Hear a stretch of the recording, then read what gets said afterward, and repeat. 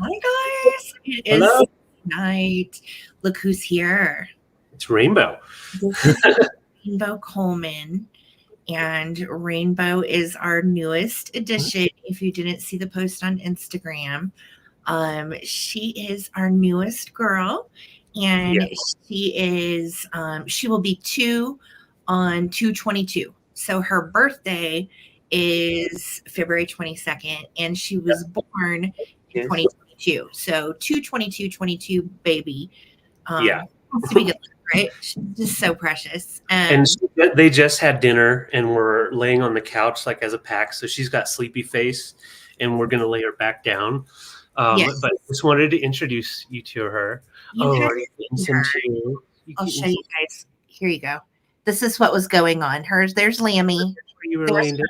there's Scooty, and there's Peaches. Yeah. So that's how they were snuggling. So she's fitting in really well. And Girl. for those of you that didn't see the post on Instagram, she's a puppy mill rescue. And the reason her name is Rainbow is she's the rainbow after losing our little Tatoes. So she is named after our little Tato girl. She's the rainbow after some poopy times for Well, Tatoes. and here's the deal. We weren't necessarily ready to get No. another puppy, but she just happened to pop up under one of the rescue sites. And she was just recently a mama of a bunch of puppies. And she recently got fixed and taken care of just in the last month. She's from northern Arkansas. Yeah. And she's just a sweetie. She's got a little bit extra weight from the kibble that they ate. So she's going to be on her special Coleman diet, which is real food. So she loves it already. And Yes. yeah, she's a little ripper. She had puppies. You can tell it looks like she had puppies sometime in the last couple months. And they rescued her in December and she was fixed 2 days after Christmas. So this is all still new for her. She's had a lot of trauma and she's still learning. Like she didn't know how to get in a bed. She doesn't know how to use stairs. And our house is one of those, it's kind of a split level. It goes down a step, up a step, just one step, but she's so little, she's having a hard time between the incision and being a little overweight from having puppies and eating junky food.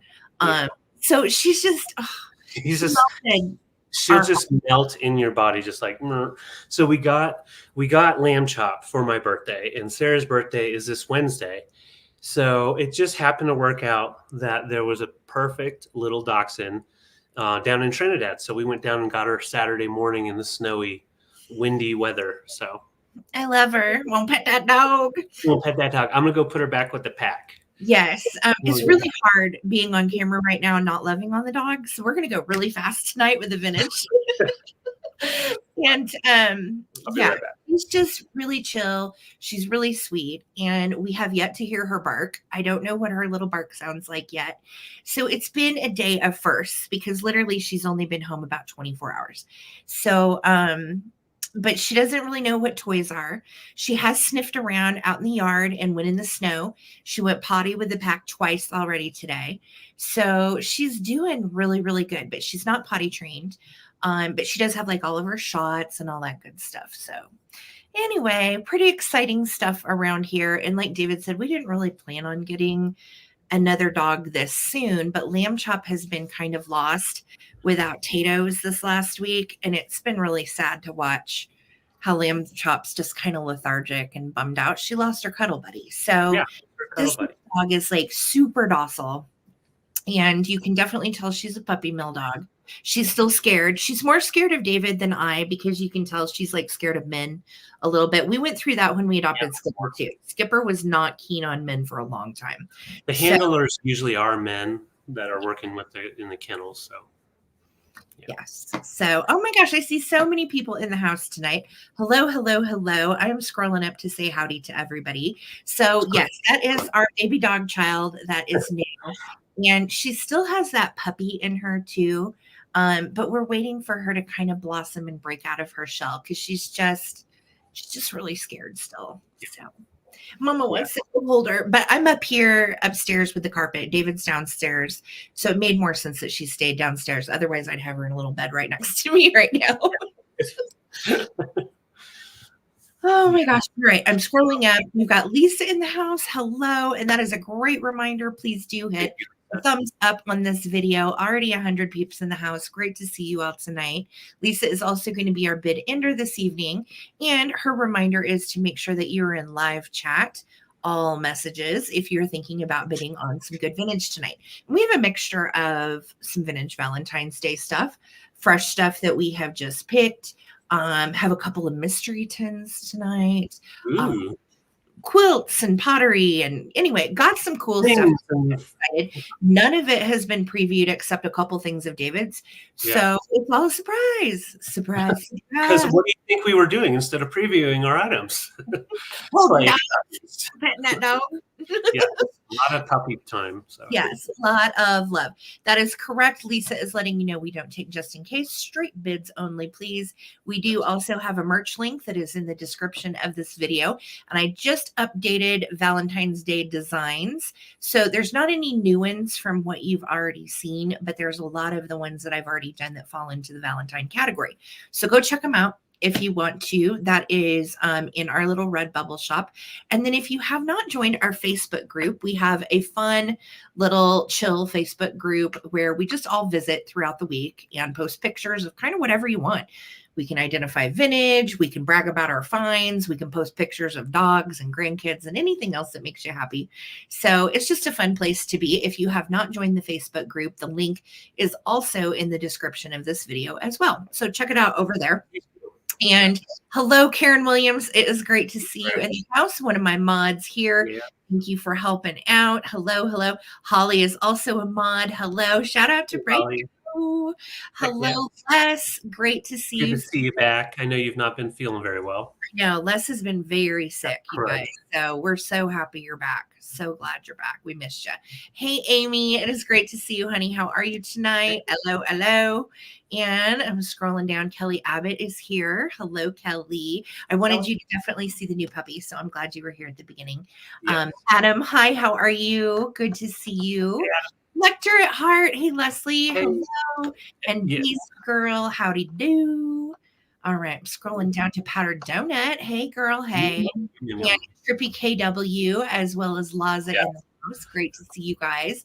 The whole country is almost frozen. Yeah. I know. Who else is freezing? It was like 1 degree yesterday. When we woke up this morning, it was -2. Like, ugh, yuck. So cold and poopy.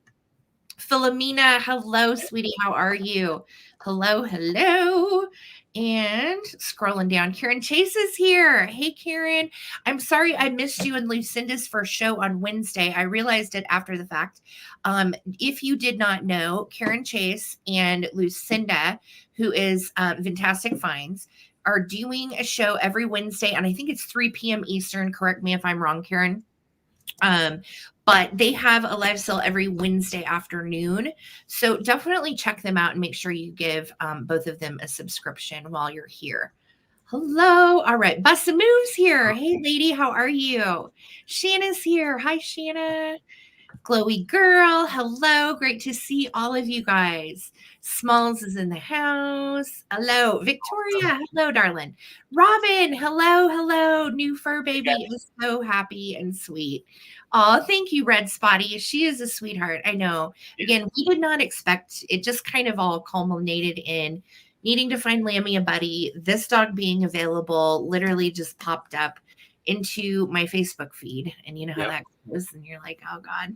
Then I was obsessing over a picture for a while. So just sometimes the universe lines up perfectly. So that's right. Brenda, happy. Good to see you in the house as well. And there's Brad. Hello. Hi, Sandra. Hello, hello. Stacy, it's great to see you. Thank you so much. We are so happy. Hey, Susan. Great to see you. And the other Susan. Hello, and Susan and Tim. Mary Causey. Hi, girly. Thank you so much. Yes, my birthday is Wednesday. Be 29 again, right? 29. Yeah, tell your friends. Yeah, we're going to go out. We're going to have some fun Wednesday night with some local friends. So try a new restaurant. Yeah, I'm excited. It's Asian fusion. So we'll see how that goes. I'm really excited. It's called 403 something. But anyway, I'm really excited. Hey, Randy. Good to see you here Hello, hello. All right, I'm scrolling all the way down. And if I have missed you, it is not on purpose. Wordsmith and Evelyn, hello, you guys. There is Carla in the house. How do you do? There's Susie. Hello here for Rainbow. Yes. I love that. Thank you for coming by, Suze. Good to see you. Love to you and Bob. Hi, Yes. Terry Valenti. Hello, hello. Oh my gosh. Okay, I'm scrolling down. There's Regina. There's so many peeps here. Great to see you guys. Hello, Colleen. Good to see you. See you. And Shirley, how are you? Hello, hello. I've got that surprise song. Surprise, surprise. Surprise, surprise. Surprise, surprise. All right, Karen, hello. There's Tammy. We're going to add another Karen. I love it.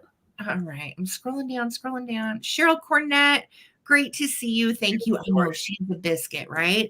Such a lover girl. Yeah. How cold is it where you are? Let's play that game. How cold is it in your neck of the woods? It is positively disgusting here today. Oh, Karen, that's right. You're in Cali right now. I forgot you guys were traveling again. Well, 52 is a welcome reprieve from the junk that most of us are dealing with. Okay. Ooh, Linda said -11 in Nebraska, -26.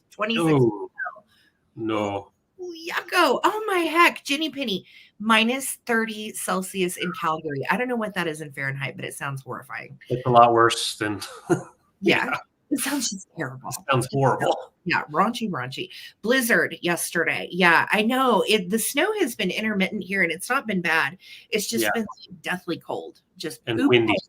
Yeah, and which is kind of hard when you're trying to potty train a new rescue dog, and it's like 7 degrees outside. Like, I don't want to go out there with her either, but we have to. No, she freezes up. Yes, it's so cold. 24, but it feels like 15. Yeah. 7 and you're part of California. So apparently California is the state to be right now. So it's good to see you, Nettie. Hello.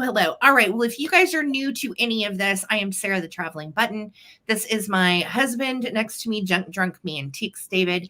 We are in the same house. I'm upstairs. He's downstairs with the doggies. And we are here to bring you a bunch of rounds of vintage. Everything is auction style tonight. We have brand new, fresh items, plus some vintage Valentine stuff. So all kinds of goodness, an eclectic mix, if you will. So the way this is going to work is we're going to show you an item, give you a price. And then if you want to bid on the item, you need to be in all messages or live chat. And that way you can bid on it in the comments of this actual chat, which is really easy. Then we'll do a quick countdown from 15 seconds and call for the bid end from Lisa. Lisa will write the words bid end, and then the highest bid prior to the bid end will take it. We don't do any just in case bids, another reminder. And that's pretty much it. Pretty straightforward. We combine shipping, everything from David and I, of course, being in the same house. That's one invoice and one box, hopefully, if we can get it all in there. Yeah. So, hey, Linda, good to see you. Oh, my gosh, 20 plus inches. Bless. It's a lot of snow, Linda. That is a lot of snow. Ooh, nasty. -10 with 2 feet of snow since Tuesday. I may not leave my house till spring. I don't blame you. I do not blame you there, Trippy. Yeah, like if it doesn't warm up this next week, we're just going to sell some stuff from our house. I'm not getting out. Right. We're not going picking. We're just going to pull stuff ourselves. I'm trying to get my hutch decorated for Valentine's Day too. I got the stuff out and I got everything put away, of course, from Christmas. And now I've got the Valentine's Day stuff out, but I haven't got it all cute like I like it. So but that's pretty much it, you guys. We're going to go ahead and get started into our auctions. If you have a question, please don't hesitate to ask. Everybody in the chat's really friendly and kind. My mod squad is super helpful and sweet. So please, if you have a question, ask us. And if you need anything, holla. Otherwise, we are going to get everything moving. Honey, is Rainbow at a place where you can show it again? Or I tell you what, I can bring her in. Jeff. Yeah, I was just reading Jeff's comment. Yeah, I'm going to bring Rainbow back. Yes. Jeff, we did used to do just in case, and we did away with it just because it's easier. It's more straightforward. I feel like it makes the sale go a little faster. There's just a plethora of reasons we don't do it anymore. I don't think it's necessary, honestly. It's just easier to bid. So that's pretty much the deal. Yeah. And Holly says, we don't bite hard, we promise. So Yes, thank you, Mod Squad, for all you guys do. I love you. And here is little Miss Rainbow. Hey, Rambo. Hi. We've noticed she kind of watches the TV in our living room. So we're going to see if we can start getting you to watch TV, huh? Yeah, you're gonna watch TV, but she's really mellow. Like, this is her demeanor. She doesn't get much more excited than that so far. But she's only for a day, and she's a puppy mill rescue, so it's just gonna take some time for her to warm up to everything and figure it all out. Hey, Susan, our Vuvu, good to see you in the house. So there's the baby. Yeah, there's the baby. Little paws. Come here. Much smaller than we thought she was going to be too. Like, as far as dachshunds go, she's on the little side. Yeah. She's a little girl. Yeah. All right. Yeah. I'm going to take you back. All right. So we're nuts about the dog. We're going to get through this sale. Let's do this again. Lisa is our bid ender. And thank you guys again for just rolling along with our dog adventures. It was a very sad week last week. And we've never adopted a dog this quickly after losing another dog. It just, like I said, worked out for Lamb Chop, for us, and for Rainbow. So we're happy to get her out of that shelter. And prior to that, she'd been in an Arkansas puppy mill. So pretty awful. Pretty awful. All right, you guys. Well, let's get started. David, I'm going to put you up on the screen. Again, if you guys have questions, don't hesitate to ask. And we are ready to play vintage. David, what you got? I have a choice. I already put it in there for you. I'm ahead of the game because I want to go play with my dogs.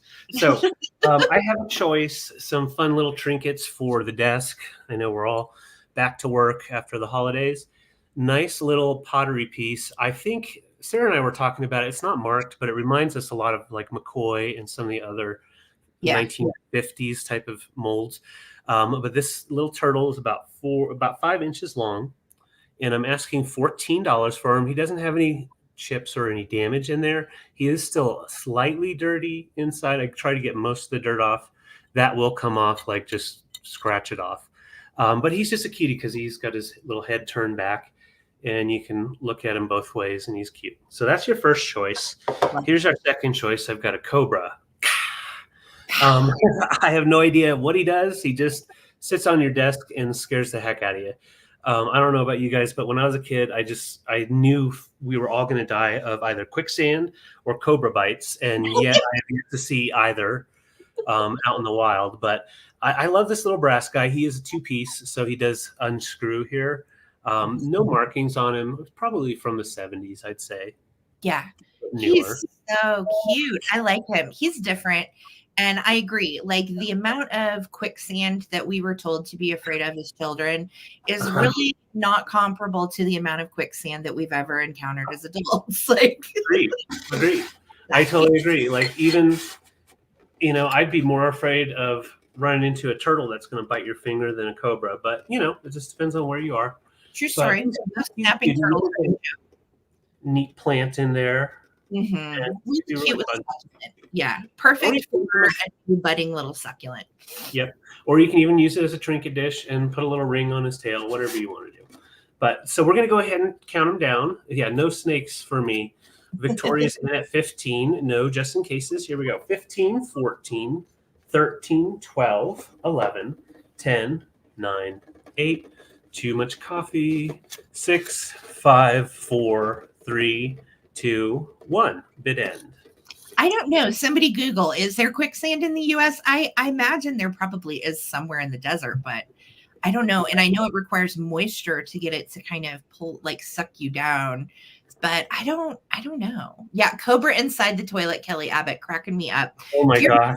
That movie from the 80s where there was an alligator in the toilet.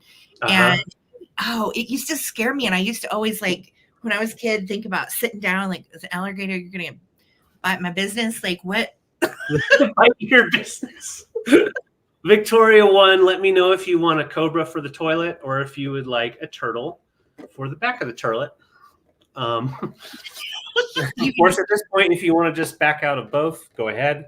No. Victoria and Sandra. And Sandra are our pickers. All right, Victoria, I got you for your cobra. Congrats. And then Sandra, let me know if you want the little turtle planter, or you can just put in pass. Bite my business. All right. So just let me know, Sandra, at 14.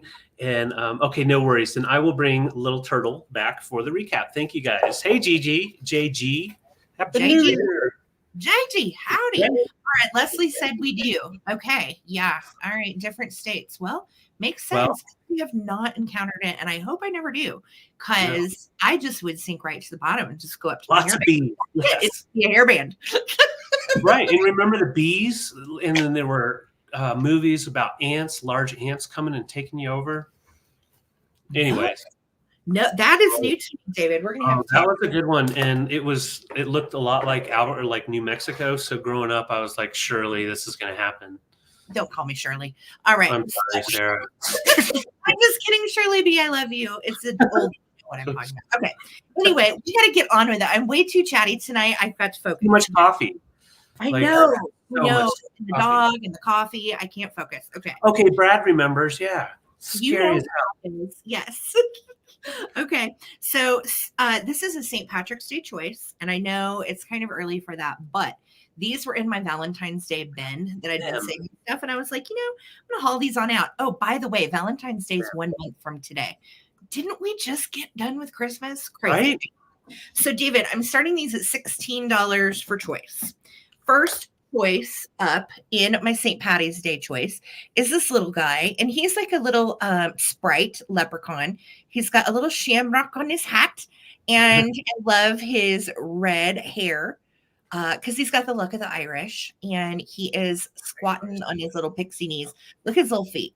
Super duper cute. Now, he does not have necessarily a brand. He's made in Japan. That's all I got. But if I were to guess, I would say he's probably like Lefton Nepco-ish. He definitely has that face, but I couldn't identify him for sure. The only other comps that I found on him, the sticker was just red and said made in Japan. So we don't have a brand per se, but man, is he cute, and he is ready to party at your house. No chips or cracks or issues at all. So he is going to be choice number 1. Cool. Choice number 2 is a little display piece. I got it in an estate sale about a month ago. And it's so sweet. It says 1 leaf is for hope, 1 is for faith, 1 is for love, and God put another 1 in for luck. If you search, you will find where they grow. And it's got these really cool little 4-leaf clovers all over it with some clover flower, which I think is neat. Those used to grow in my grandma's backyard. And it is a vintage, actually, I think it's an antique litho. Says J.O. Krumholtz, something or other, Milwaukee, Wisconsin. There's the frame part on the back. But at this estate sale, she was a dealer, and she collected a lot of these sayings, the vintage lithos with the sayings. And it does have a super sweet little wire on the back. Let me tell you a size on this too, so you know. Oh, yeah. Is 11 by 7.5. So 11 by 7.5. Now it does have right here some little discoloration spots from age. And it's not a deal breaker for me. I don't mind that kind of wear and tear on my pieces, but I just think it's super sweet. Fun to also put into a vintage St. Patty's Day display. So look how cute they are together. You've got the little leprechaun for choice 1, or you have the beautiful little framed piece. Again, 11 by 7.5. So not super big. I love the saying, very sweet. And it's in its original little vintage gold frame. So yeah, neat, right? I like the fact that it has the gold frame and it's sealed up, and you can tell it's old. I mean, it's definitely extremely old. It is. It is. So this is thinking ahead for your St. Patrick's Day display. I'm sorry. I know the glare is kind of bad. That's really a better representation of what it looks like. The light ring was killing it. So Jamie's in at 16. Thank you. Hi, Sarah. Good to see you. No worries. I'm going to start a yes, that's right, Karen. All kinds of little age spots and discoloring from age. So here we go. 15, 14, 13, 12, 11, 10, 9, 8, 7, 6, 5, 4, 3, 2, 1. And we're looking for the bid end. So cute. I love these. Heck yeah. Thank you for your bids, guys. Thank you for being here tonight. Make sure to throw a thumbs up on this video if you would, and make sure to subscribe to the traveling button and to Junk Drunk Mantiques if you have not already. There's my bid in. So Sarah, do you want the little lucky saying for the wall, or do you want the little leprechaun friend? And Terry, 17, sweetheart, came in right after the bid end. So it's going to go to Renovative, and then it's going to go to Jamie. And Renovative wants litho. Okay. Jamie, do you want this little dude? Let me know. And if Jamie would choose to pass, then I will honor your bid, Terry, that came in afterwards. Okay. So just let me know for sure, Jamie. And if Jamie passes, Terry, you have a chance. And I'll communicate with you guys in the comments. Jamie said yes. All right. Thanks so much, you guys. Love it. And yeah, do not forget, if you are new here, first off, welcome and thank you for being here. Also, if you're a lurker, make sure to drop a comment in the chat where we won't bite, I promise. And we like to hang out and have a good time and know who's watching if you'd like to hang out and talk. So I have a fun choice of items that we found, figural pieces that are great for mid-century all the way to current, like mod type of stuff. So first off, we have this ceramic shellacked up, really nicely painted donkey bookend. So we got the jackass right up front.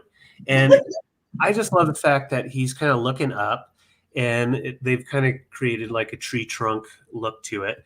And it's tall enough. I feel like you could use this. Let's say you have some of your 33s, your vinyl that are like for the kiddos or in the kids' room.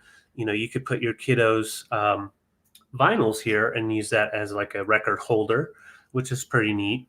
But I just think he's a really cool bookcase end piece. So I can't tell if it's a hobbyist or not. I don't think it would be a hobbyist just because of the shading. It is just too nice. Too well done to be a hobbyist, honestly. I think manufactured piece. Yeah. And the glaze is really good on it. It's so cute. Really? Little jackass hanging up, like holding the books. Yeah. Okay. So that's your first choice. Second choice is another figural piece. And we do not know the maker on this one. And it's another piece that we both feel like it's done so well. And it's not marked as a hobbyist, but we just don't know the maker. But it's definitely a beautiful mid-century design. And we've got little feet there, no chips or dings. And he's a big pheasant. Great centerpiece on a buffet or anything like that. He is a big fella. So he measures right about, 16 inches long, and then sits up about 13 inches tall. That's a great piece. Yeah, and it has that nice gold tone to it with the red underneath. So it has like a two-tone to give it almost like a metallic look to it. You know what it reminds me of? And I know it's hobbyist, but it really reminds me of like a Freeman McFarlane gilt piece. It does. Gold. Yeah, Sandra, it's ceramic. Like a really metallic, pretty paint. Yeah. Yeah, and it's nicely shellacked. There's no chips or dings or minor cracks or anything like that. And it is just a really nice figural piece. And it is like hollow on the inside. So it's like what you would see a lot of the hobbyist pieces, but also, like Sarah was saying, the McFarlane stuff. So I can't really put these both on a board. So I'm just going to show it together so you can see. Oh, if it was brass, yeah, that would be insane. No, you don't need to put those on a board together. No, but these are the two choices. Just asking $20 for choice if interested. Once again, this guy is a big guy, about 16 inches long. And I think that he is that a pheasant, I believe? Yes, it's a pheasant. Okay. All right. And that's like, the pheasant head that was very popular from, from the early 60s and on, definitely. I remember one of the first vintage things we bought, David, when we lived in Missouri, was that pheasant that we put in the office downstairs, but it was colored and it was almost like a chalkware piece. It was really old. It was cool. Yeah. Yep. Blame it on the wine. Uh-oh. He's drinking. All right. Okay. So next up for me is a piece from my personal collection. Again, I have reviewed none of this. So I decided it was time for her to find a home. Oh, And she is darling. She is a large, and when I say large, I mean she's really sizable. She is a large little bank. I do not know age on this. Okay. It could be vintage, it might not. And the comps, one said vintage, one didn't say anything. One said it was a lawn ornament. And I'm like, no, it's clearly a bank. There's her cash hole. Duh. And she does have a stopper on the bottom, but she's really, really cute. This is a bow that I made years ago out of just a little piece of fabric, and you can take her bow off if you want to. There's no like repairs or anything on her neck. That bow is not covering up any damage. What's It's your starting price? Decorative I had on her. Oh, I am starting her at 30. Because she is quite a large, sizable piece. She's awesome to add to your collection if you are a deer collector. And she is right at 9.5 inches long and 9.25 inches tall. So she's a big girl. She really is really sweet. You can see she's got like a pastel pink kind of brush color in her ears. Really sweet little eyes. I think I bought this on Instagram years ago. I don't remember, but I love it. And I think it's super cute. And you know how it is whenever you redecorate after Christmas and you move stuff around. And I'm like, I've had her forever. She can mosey on and find a new home. So she is from my personal collection. Look at her little eyelashes. She's super duper cute. And she displays really, really great. So, if you want to use her as a bank, great. She does have like a little paint loss right there on the back of her head by her cash hole. Otherwise, she's in great shape. So $30 is what I'm starting her. And I think that's about what I paid for her once upon a time. So just a sweet piece, a large deer for your collection. She also looks great in a shelf. So if you have like a little shelf that you want something, you want to like vary heights. She only is about 4.5 inches wide. So she does sit nicely within a little shelf.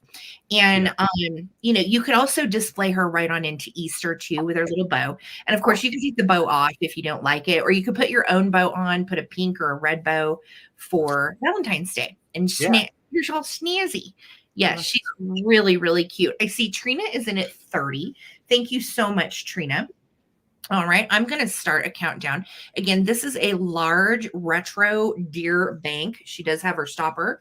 There's her little cash hole. And she's big. She's 9.5 tall, or no, 9.25 tall by 9.5 wide.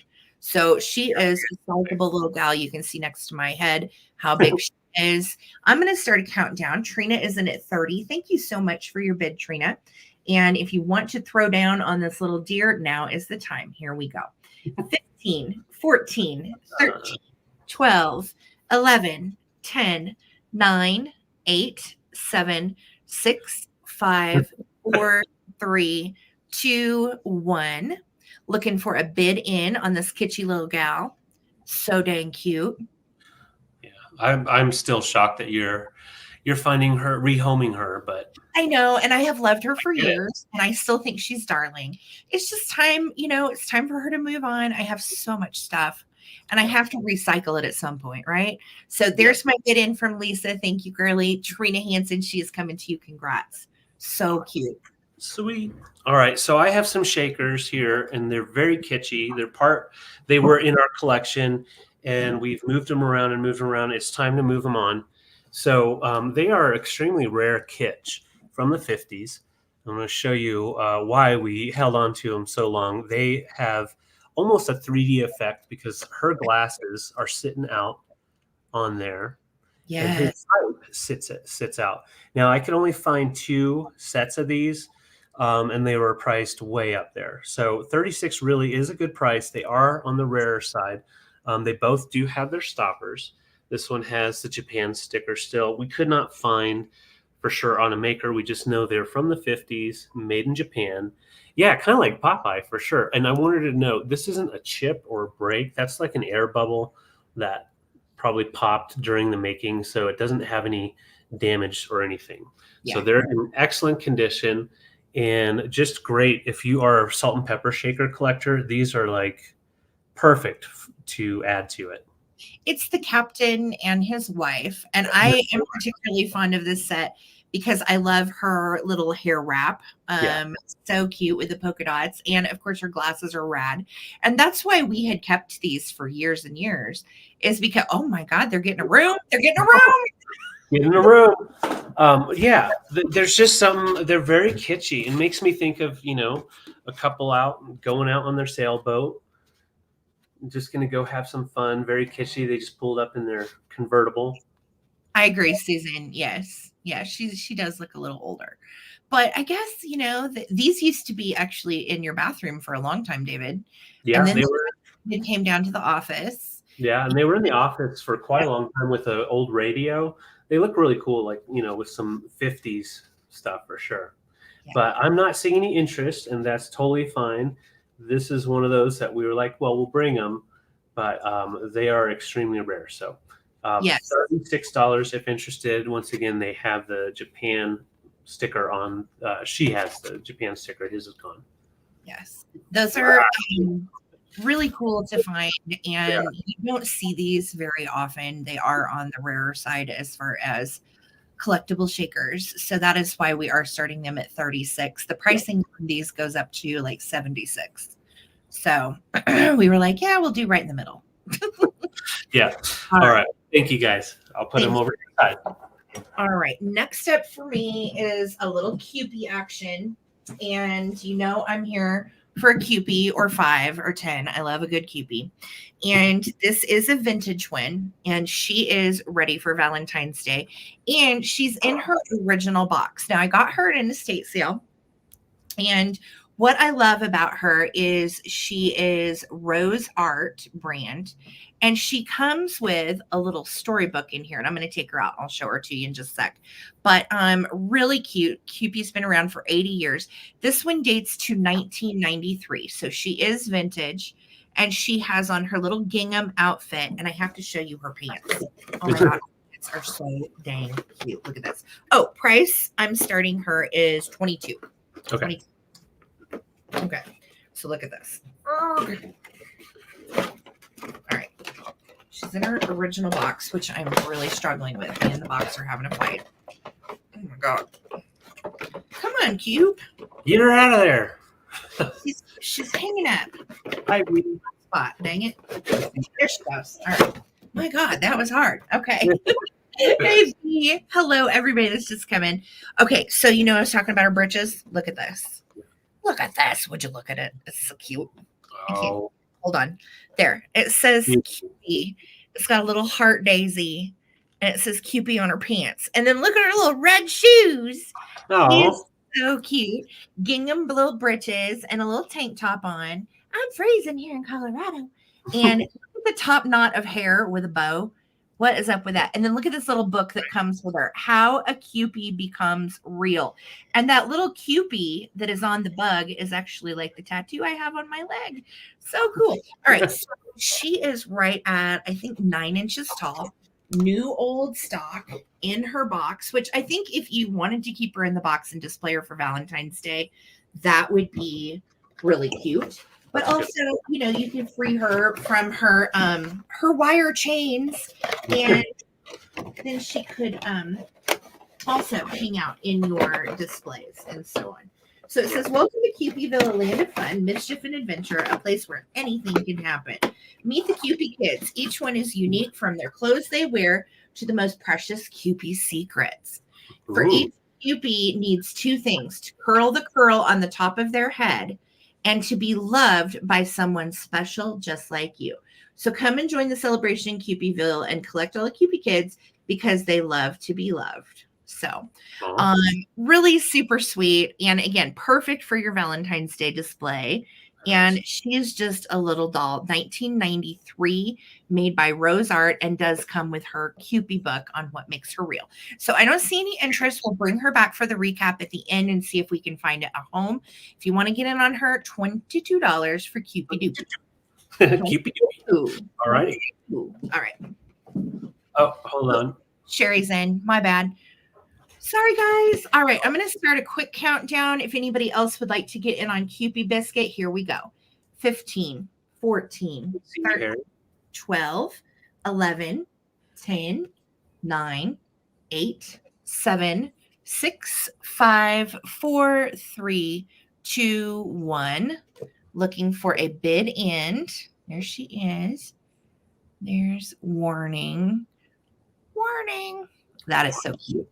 Isn't she precious? I know. I love it. It says 1993 on here somewhere. Yeah, there it is. There she is. All right. Yes, I know. I am too, Sherry. Thank you so much. Sherry Buchanan, she is coming home to you. What a biscuit. Thank you so much. Cupid got it home. She got it home. All right. So I'm going to bring out my first set of the Swarovski crystal pieces that we found just recently. And these I'm starting off at $30 for choice. And I'm going to show you what we've got going on. So first off, now these are all from the 90s and they are all discontinued. So with the Swarovski crystal is very fine crystal and just beautiful pieces. These were from like a traditional, I can't remember the name of the collection, but they all have names. And I thought that was so cool. So this one is first up and it's Carlos the Crocodile. Carlos the Crocodile, and let's try to get him to focus. So shiny. And they all have wheels with the crystal on them. So they will roll around and they have the colorful crystal. So they're infused with color. And I'll show you how that looks there. So that's the first one. It's Carlos the Crocodile. Mm-hmm. Extremely collectible pieces, and they are discontinued. So they are worth more, you know, as they get discontinued. Second up, and this one's also the green, and this one is Theo the Tortoise.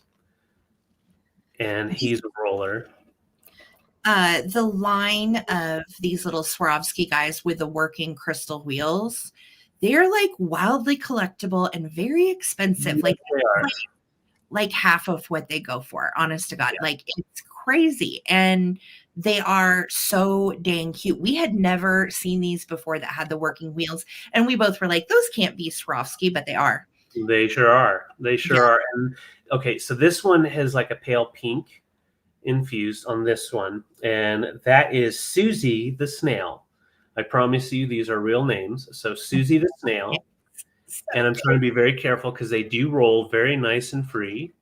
They have been cleaned. And you can tell they were displayed most likely all together in someone's collection. Last but not least. Susie up just like so you can see the pink. It's hard to tell on the black. Yes. She is a pink crystal and I love her. She's so yes, cute. Let me set these guys down. I wanted to show you the last one real quick. The last one is their traditional line, and this is the bear on wheels. And it's actually called Teddy Bear on Wheels. And you can see they even have the little crystal gems inside the wheels, and those are 18 karat gold wheels. So I'll show you how this guy rolls. So he rolls just fine. And I'll show it just up close so you can see the crystal. I love it. One thing that I think is neat about Swarovski too is some of the pendants and some of the really highly iridescent pieces said that they have like a higher what do you call it? Like a glow factor, refraction. And what part of it is like the way they cut it. They cut it kind of like you would expect out of a diamond. Correct. Yeah. And that's why they call them more affordable than diamonds. So they're actually closer in composition to, I mean, they're made of crystal, of course, but the way that they're faceted and cut. And this just kind of shows you the colors that get picked up because of just the way it's cut. It picks colors up from all around the room. Yeah, so really cool. So I see Robin in. Thank you, guys. I'm going to go ahead and count them down, just kind of set them up here so you can see them. And we do have some more Swarovski coming later, but these are the only ones with the wheels, right, babe? Yes, these are, I did all the wheeled ones together because they are pretty much the same as far as value. And yeah, they are very, very collectible, but I do have more coming. Some that are discontinued that I have never even seen before. So we do have more coming. All right, so let's go ahead and count down, hoping that's reading to color so you can see that. It looks good. Okay, here we go. 15, 14, 13, 12, 11, 10, 9, 8, 7, 6, 5, 4, 3, 2, 1. Yeah, it is kind of like a little parade. Like a little Parade. Yeah, it said the inventor of Swarovski envisioned his pieces to be more attainable and more affordable and more accessible than diamonds could ever be. And I love that. I think that's neat, you know? They are really shiny and pretty. Okay, we've got, hey, good to see you, Simone and Mike. Simone is 40. Robin, your 41 came in right after the bid-in, sweetheart. So Simone is going to have first choice. Do you want the gator, the snail, or the turtle? And then behind Simone is going to be Robin. And then behind Robin will be Harry Hound Dog. Perfect. Okay. So you all see them. Yes. Cute. Thank you guys so much for your bids. You know, I'm kind of partial to that snail. I love pink snail. He's adorable. But I think they're all neat, and they're all like really highly collectible. Google these and see what they're worth. It's crazy. So, okay. Crocodile for sorry. Everybody's okay. No worries. Everybody's good. Okay. I'm like, I know David. He would throw his body under the Swarovskis to say. Oh, yes, I would. Yes, I would. Right. And then Robin, do you want the bear, the snail, or the turtle? And then Sharon, same question to you. So cute. I know, Susan. Susan, that's what I'm so scared of. All right. So turtle and bear for Robin. Okay, so I got you for turtle and bear. Thank you, Robin. And Sharon, do you want the little snail friend? Pink snail. Little pink snail. Okay, she's going to pass. No worries. And I think, let me make sure. I think that was everybody. Yes. Okay. So we'll bring the snail back for the recap. Yep. And it has more Swarovskis coming if you like them. So, and I'll get you all written down. Thank you guys. Okay. I am going to show you, guess what? I've got a big quilt. And I did not realize how large this thing was until I went to measure it up here. And then I was like, man, I really should have had David show this downstairs in the office. So if I look like I'm on the struggle bus with this quilt, it's because it's enormous. It is 100 by 90. And I'm starting the bidding on this at 44. Okay. Is a patchwork quilt, and all of the fabric on this is from different scraps of stuff. And wait until you see the backing. Hi, Tina. Good to see you in the house, girly. How are you? All right. So, and it's hand tied and hand stitched, which I love as well. So you know how much time these take. So I'm going to try to give you a quilt tour, and we're just going to go square to square because I want you to see all of it. It's so cool. All right. So here we go. We are just going to start going this way. David, am I doing okay? David's gone. Yes. Okay. Like, David's not there, is he? I'm writing my stuff down real quick. You're fine, sugar. All right. And there is, you know what? This is the area of damage. There is an unsewn square right here that looks like it's just been pulled up from the backing. Pretty easy fix, but I wanted you to know that is there. Okay. And I think that is actually the only issue with this whole thing. But look at these different fabrics, y'all. Oh, I love the old fabrics. They're so cool. So pretty.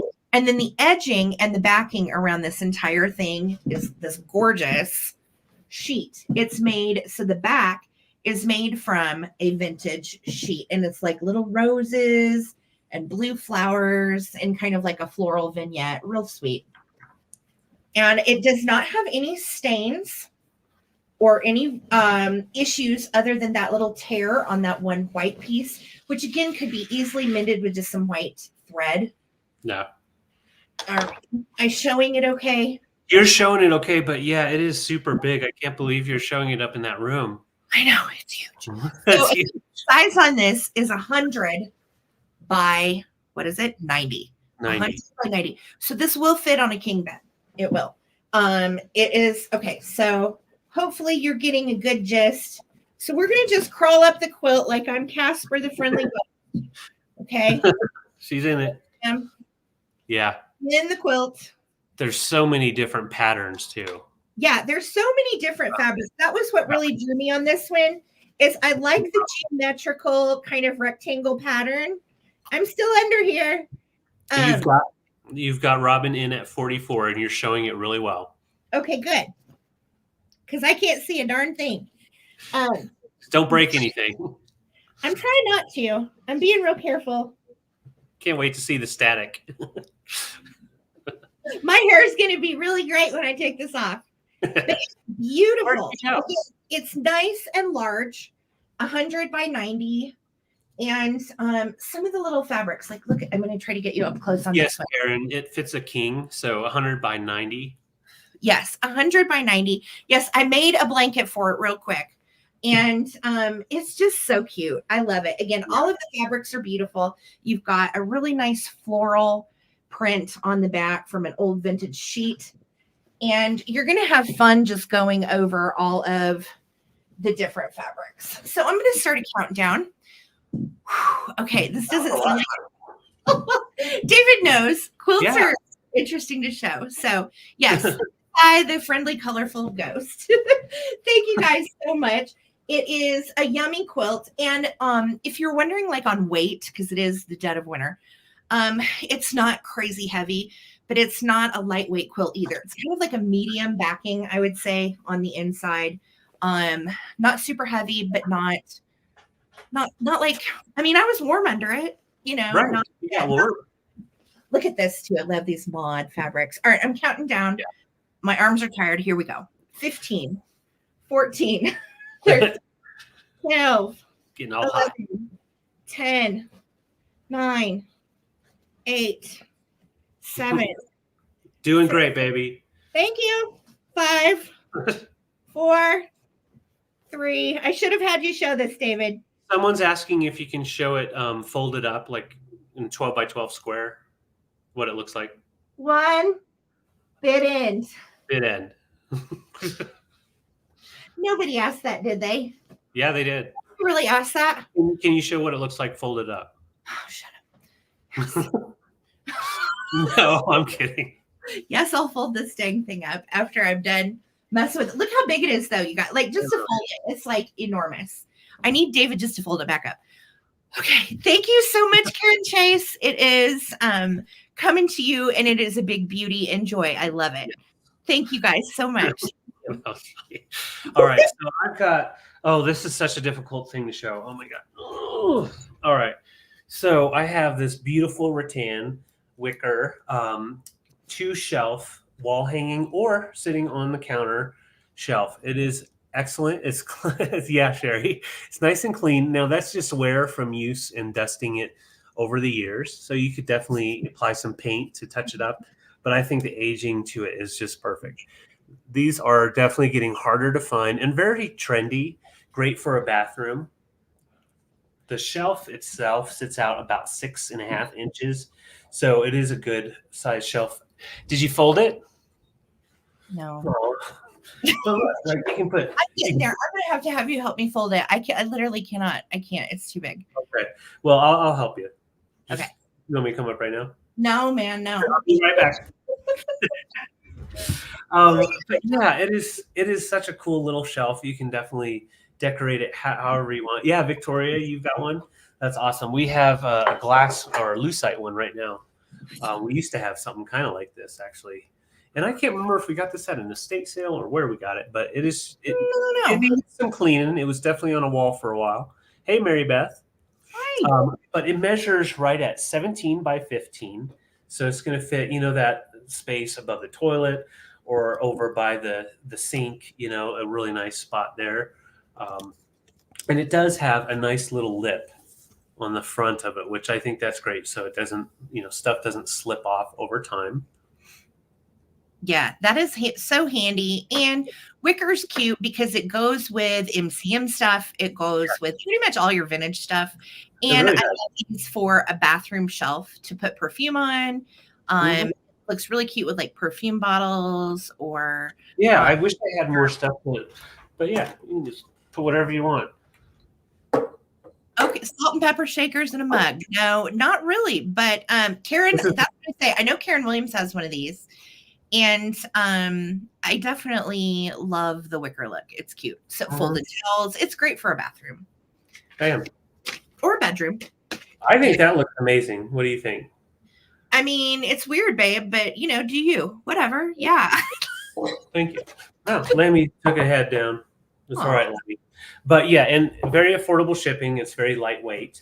And if you wanted to mount it up on the wall, what you do is you just use these little brackets that are right there. Oh, that's nice. What size is it again? 17 by 15, and it sits out about 6.5. Oh, nice. That's perfect. Yeah. I love that. These are so handy. And it's balanced. It can also just sit on a counter or whatever you want to do because it does have balanced feet. So that's nice. Yeah. All right. So let's go ahead and count down. I see Karen in at 38. Thank you so much. And here we go. 15, 14, 13, 12, 11, 10, 9, 8, 7, 6, 5, 4, 3, 2, 1. Get in. Yeah, Karen Williams is correct. This is a really good price for this.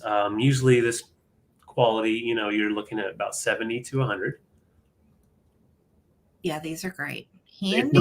It doesn't have that weathering that a lot of them get, so it's not bowed or anything like that. There's our bid end. So Karen Chase, congrats, coming to you. Awesome. Those are handy too. If you're a reseller, you can always stack your stuff on it as well. Very true. Super duper handy. All right, y'all. So let's do some Valentine's Day stuff, shall we? Yeah. We'll do these little guys first. They're so fun. So this is going to be a choice of Valentine's Day plastics. And I'm starting the choice at 20.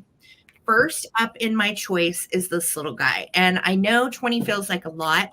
This guy goes for 45 to 70 elsewhere. If I put this on eBay, he would go for quite a bit more. And the reason why is it's a Valentine's Day Rosbro guy.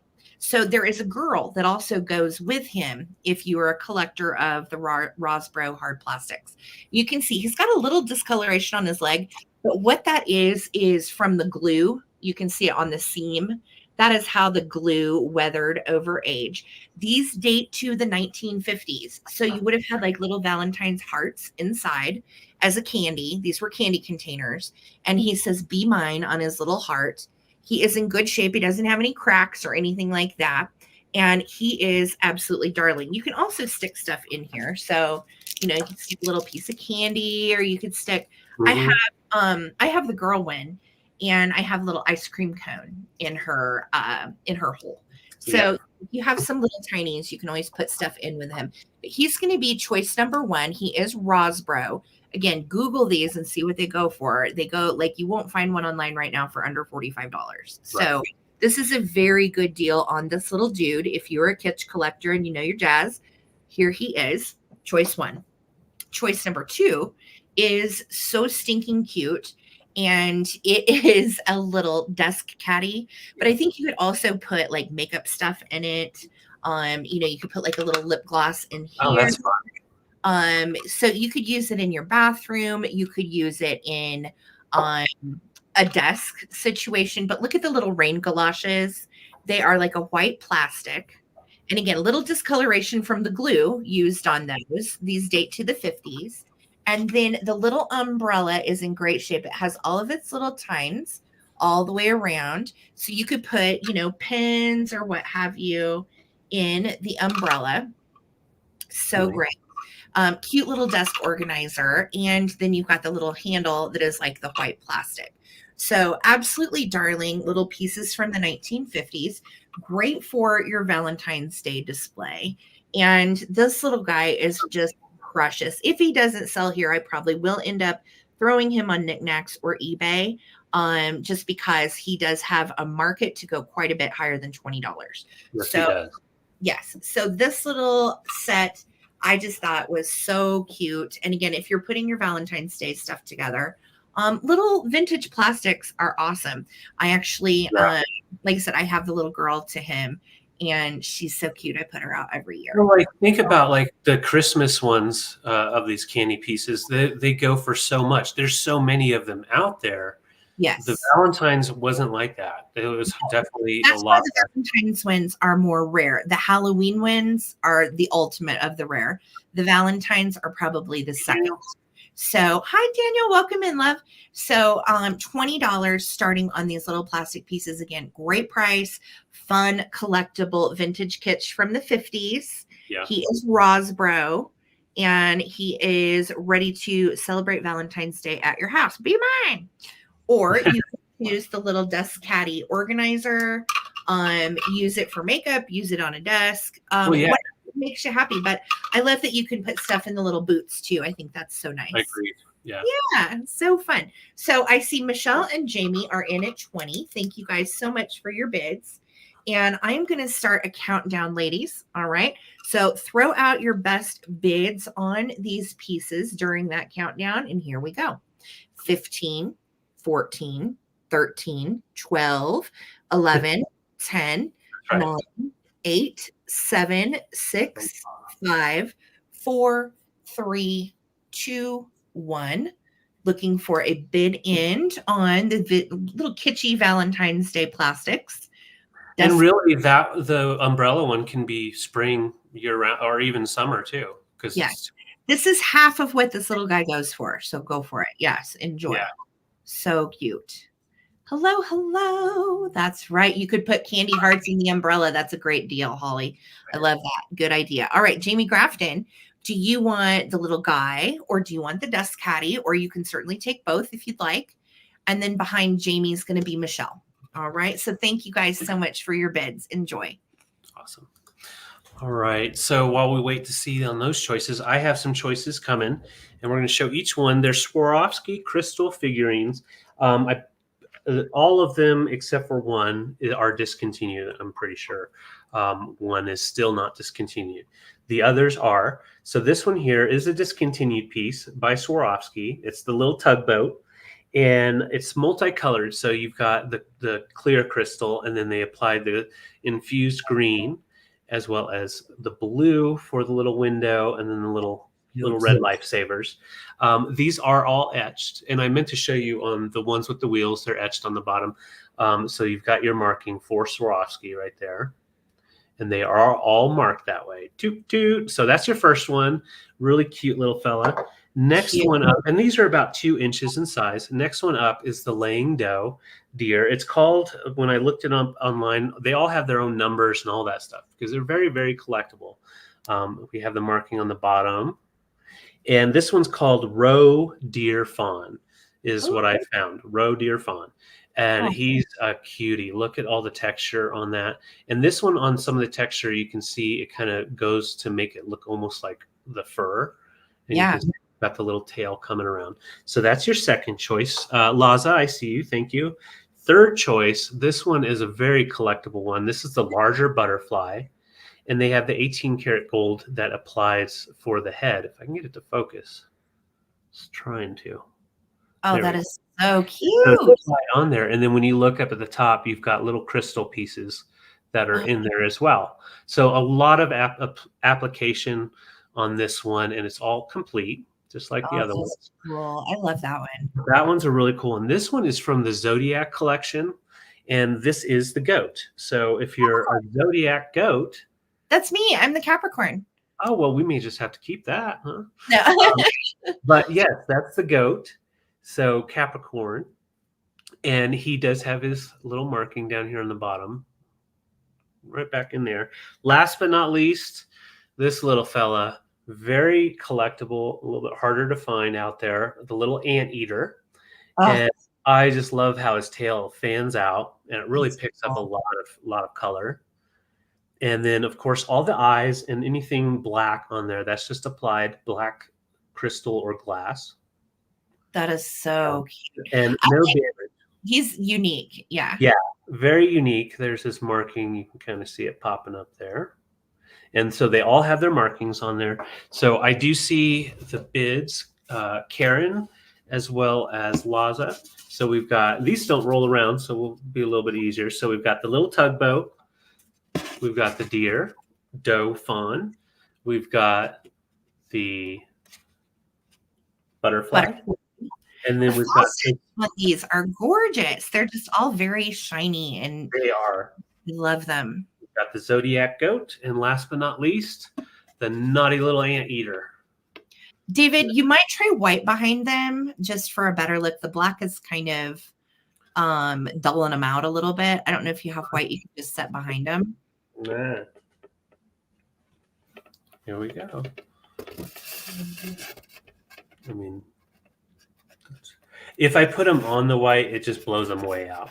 Yeah, I got you. But yeah, that's kind I of love the little antennas on the butterfly, even have little Christy. That is so cute.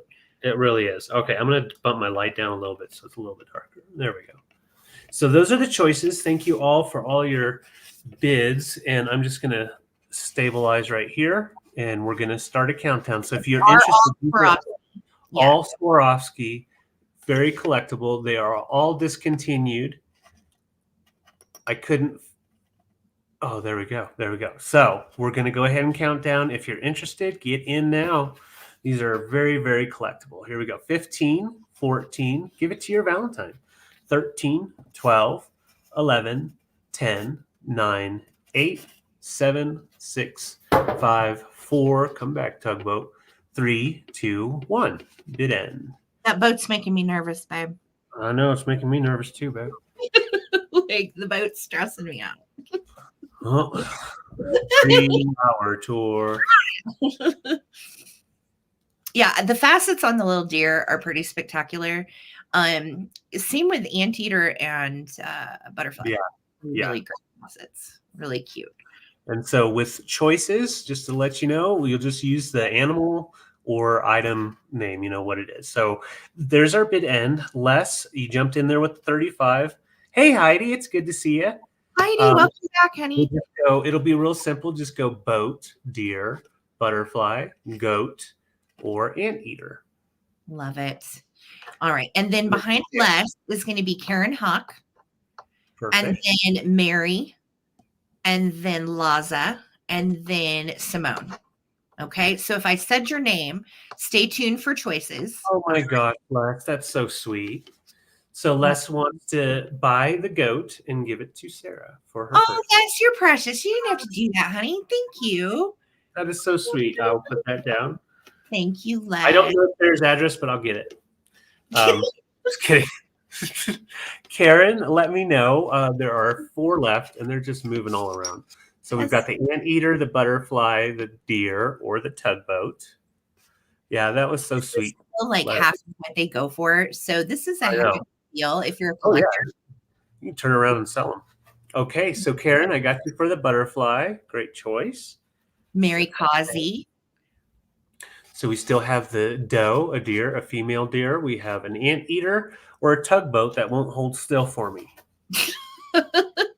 And once again, these are all retired, so you can't get them anymore. I think that is the novelty with the boat is it's made like the ones with wheels, and it's supposed to kind of tip back and forth a little bit like a boat. Yeah. Has some movement. Yep. Okay, so Mary, just let us know. Oh, sorry, I just saw it. Mary, I got you for the anteater. You got it, Mary. That's so fun. Laza, and then Simone. So Laza, do you want the deer or the boat? And Simone, same question. Oh, Laza got a deer. Good. I got you for a deer, Laza. Thank you. Okay, I'll give it to Satan. Les, you're killing me with the typos, girl. I love it. All right, so then, yes, so Sim, let me know if you want the tugboat. Yep. Okay, got you for the boat. Thank you, guys. Everybody got a little piece of awesome Swarovski, and happy birthday to Sarah from Les. Thank you so much, Les. That is so sweet. You little booger. We'll put that in her touch. All right, let's play for Valentine's Day. So I have these little cuties, and this is going to be choice for $14. And they are very, very cute. I love Valentine's Day. That's vintage. It is so hard to find. So first up in my vintage Valentine's Day choice is this little guy. It is the cutest little blue skunky, and he's got a little red rose. And he's a vintage squeak. There's a squeak hole, and the squeak is abundant with that little fellow. So very, very cute. Looking very good with the white paint and everything. Just a little paint loss on the rose. You could touch it if you wanted to. But he's so cute. And I think he would make a fun gift too if you have a sweetheart. Give him the little rose with the skunk and be like, love from your stinker or something. I don't know. I'm weird like that. I like stuff like that. So that is going to be choice number 1, the little vintage kitschy skunk toy. Choice number 2 is this little Valentine's Day pose doll. And she's so petite. I'd never seen one quite this small. You know, I've sold pose dolls for years and years, but I've never seen one so little. She's only like 6 inches tall, I think. She's little bitty. No, 7. She's 7 inches. And she has like a little cone doll body. She doesn't have any little legs under there, but she has little hearts on her dress and little pink painted fingernails. And she's wearing a choker because she's cool like that. And then look, she has a little heart hat on. So she is a Valentine's Day pose doll girl, just precious. And the bottom is plastic, so she sits just great. And those are going to be your choices from our little, look, I'm like David, I'm balancing because it's not. Oh, nice. Yeah. I've got little Valentine's squeak skunk, which I think he looks darling with her too, or the little pose doll girl. So I'm going to start a countdown. I see Zona is in at 14. Thank you so much for all of your bids tonight, guys. Thanks for hanging with us. If you love vintage Valentine's Day, I do have some more things coming. Plus, of course, non-vintage Valentine's as well. So let's start this countdown. Zone is at 14. If anybody else wants to get in on this, and you can take the little dolly or you can take the cute little kitschy skunk. 15, 14, 13, 12, 11, 10, 9, 8, 7, 6, 5, 4, 3, 2, 1. Looking for a bid end.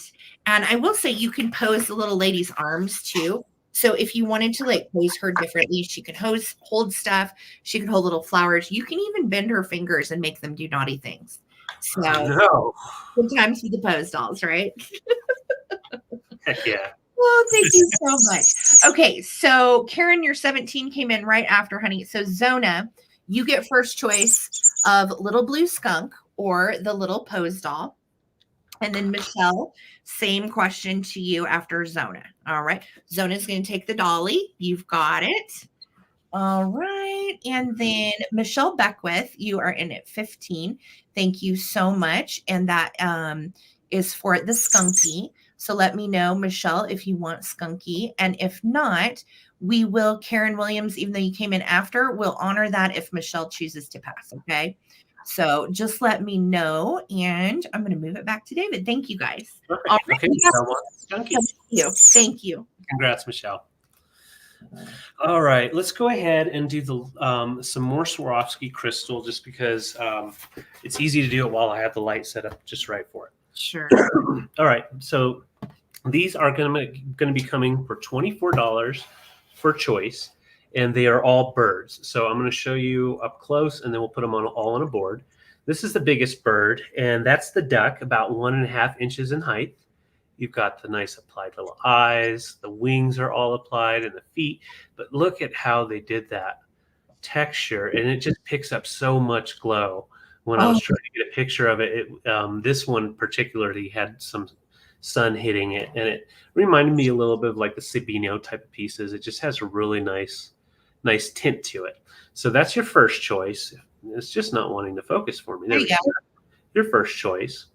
All right. Once again, that was 1.5 inches. Then we've got a cute little owl. This is a little fella. That's different than the other owls we've sold. Yeah, they made a couple of different style owls in different sizes. He's a little bit smaller. He's little. At all. And so he's got the applied crystal and then the black. And once again, these do have the little markings on the bottom. And then next up, we have another little birdie. This cute little birdie is almost smiling, but I love the fact he's got the little tail on the back. Tiny. And his little wings all the way around. These are about 1 inch. This one and the owl. Little baby. Last choice is actually a twofer. So we have two, and I'm going to show you this. These actually show up the marking a little bit better than the others. There you go. You can see the marking. These are two little penguins, and they face each other. So they have to stay together. Did they come together? Oh my God, they're so cute. Yeah. Oh, I don't know came together originally. But yeah, they just face each other. So I thought they would be great together, little buddy penguins. And these guys are like 3/4 inches in height. So these are really itty bitty. And then this is the 1.5 inch in size, just to give you an idea of size. Oh, my goodness, look how cute. Aren't they so neat? So let's try white this time and see. Yeah, that's showing up nice. Oh, those are great. Yeah, let's do this on white. So I'll show you the choices. Once again, we've got the big duck. We've got the little owl. We've got the little birdie. And then we've got the 2 penguins that come together. So these guys come together. Oh my gosh. Trindlin is at 30. So we are looking for 31 or more for ducky, penguins, the little bird, or the little owl. These are so great. Flock friends. Yep, flocked friends. So we're going to go ahead and start a countdown. If you're interested, definitely you want to get in over 30. All right, let's go ahead. This is an Italian horror movie called The Bird with the Crystal Plumage, FYI. Oh. No, and I'm down for that. Italian horror flick, let's do it. May have to watch that one after this is over. Yes. Oh, I think you, Phil. I think they do mate for that.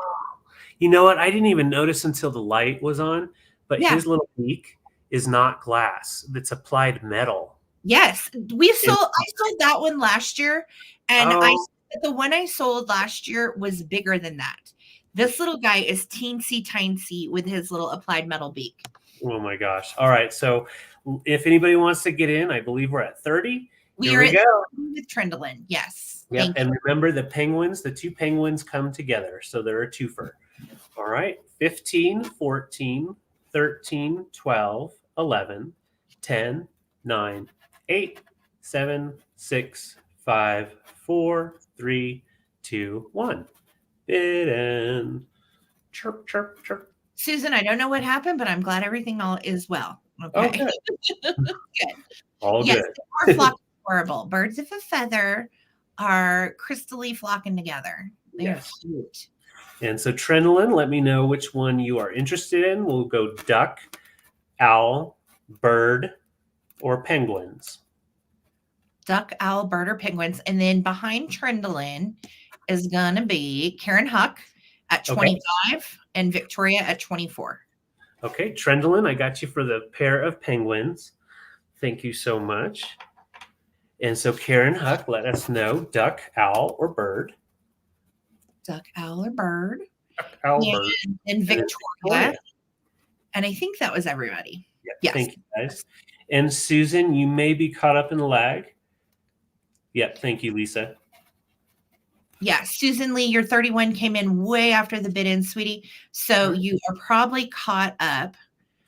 Karen Huck, I got you for the owl. Thank you so much. And then Victoria, we have the duck and the bird left. Duck, bird. Duck, duck, goose. Bird. Did you guys used to play duck, duck, goose as kids? Oh, I love duck, duck, goose. What about heads up, 7-Up? Anybody do heads up? I got you, Victoria. But I used to cheat at Heads Up 7-Up because you could put your head down and you could see the shoes of your baker. And I would be like, oh, so-and-so's got on like Nikes. And then I'd be like, oh, it was so-and-so. And I totally cheated at Heads Up 7-Up. Not going to even lie. Yeah. Okay. All right. Well, we have one little birdie left. So we will bring him back for the recap. David, actually, hang tight. Susan Lee, who got caught up in the Susan Lee, your 31 came in after the bid end, but there were no other bidders to claim this. So Susan Lee, if you are interested in this little burb, him is all yours. Let us know. He's so cute. I love him. Him's a biscuit. Thank you, guys. I really don't have terrible English. I just like to pretend like I do. Him's precious. Okay. I have some cool art. So let's go that way. Yeah. This is... Oh God, these are great finds as well. And what's neat is I've got 6 to pick from. Okay. And I'll tell you a little bit about these, honey. They're going to be 15 for choice. Okay. Starting there. And these are all lithographs made by the Swedish American line. Now, I didn't know squat about the Swedish American line until I started researching these. And what they are is menu covers from a mid-century Swedish cruise line. And these were the covers of all of the menus for the evening. So, you know, when you like go on a cruise and they like print all your menus out and blah, blah, blah, this would be the cover. And then you would open it and it would be like escargot and la, la, la, and whatever you were having that night. So this is cool because they are different scenes and they're very abstract and mid-century. They are different scenes from around the world. And they're not like necessarily, some are famous and recognizable, some are not. But the artists did these in 1960, and they were from the boat called the MS Kungsholm and the MS Gripsholm, and they went to the West Indies. They went everywhere. Yes, it was a Swedish mid-century cruise line. I didn't even know there was such a thing, but there was. So here's the first one. All right. They are all signed by the artist as well, but I cannot make out what the name of the artist is. I will ask you guys in just a minute, and you may be able to make it out better than I can on another piece. But this is the first one up for grabs. They are all framed, and they all have their original little hanging pieces, and you can see they were put in with nails. So these are legit old. Everything I found on these, they date between 1960 and 1969. Wow. And Susan Lee wanted your bird, honey. Did you see that? Yep, I got you, Susan Lee. Thank you so much.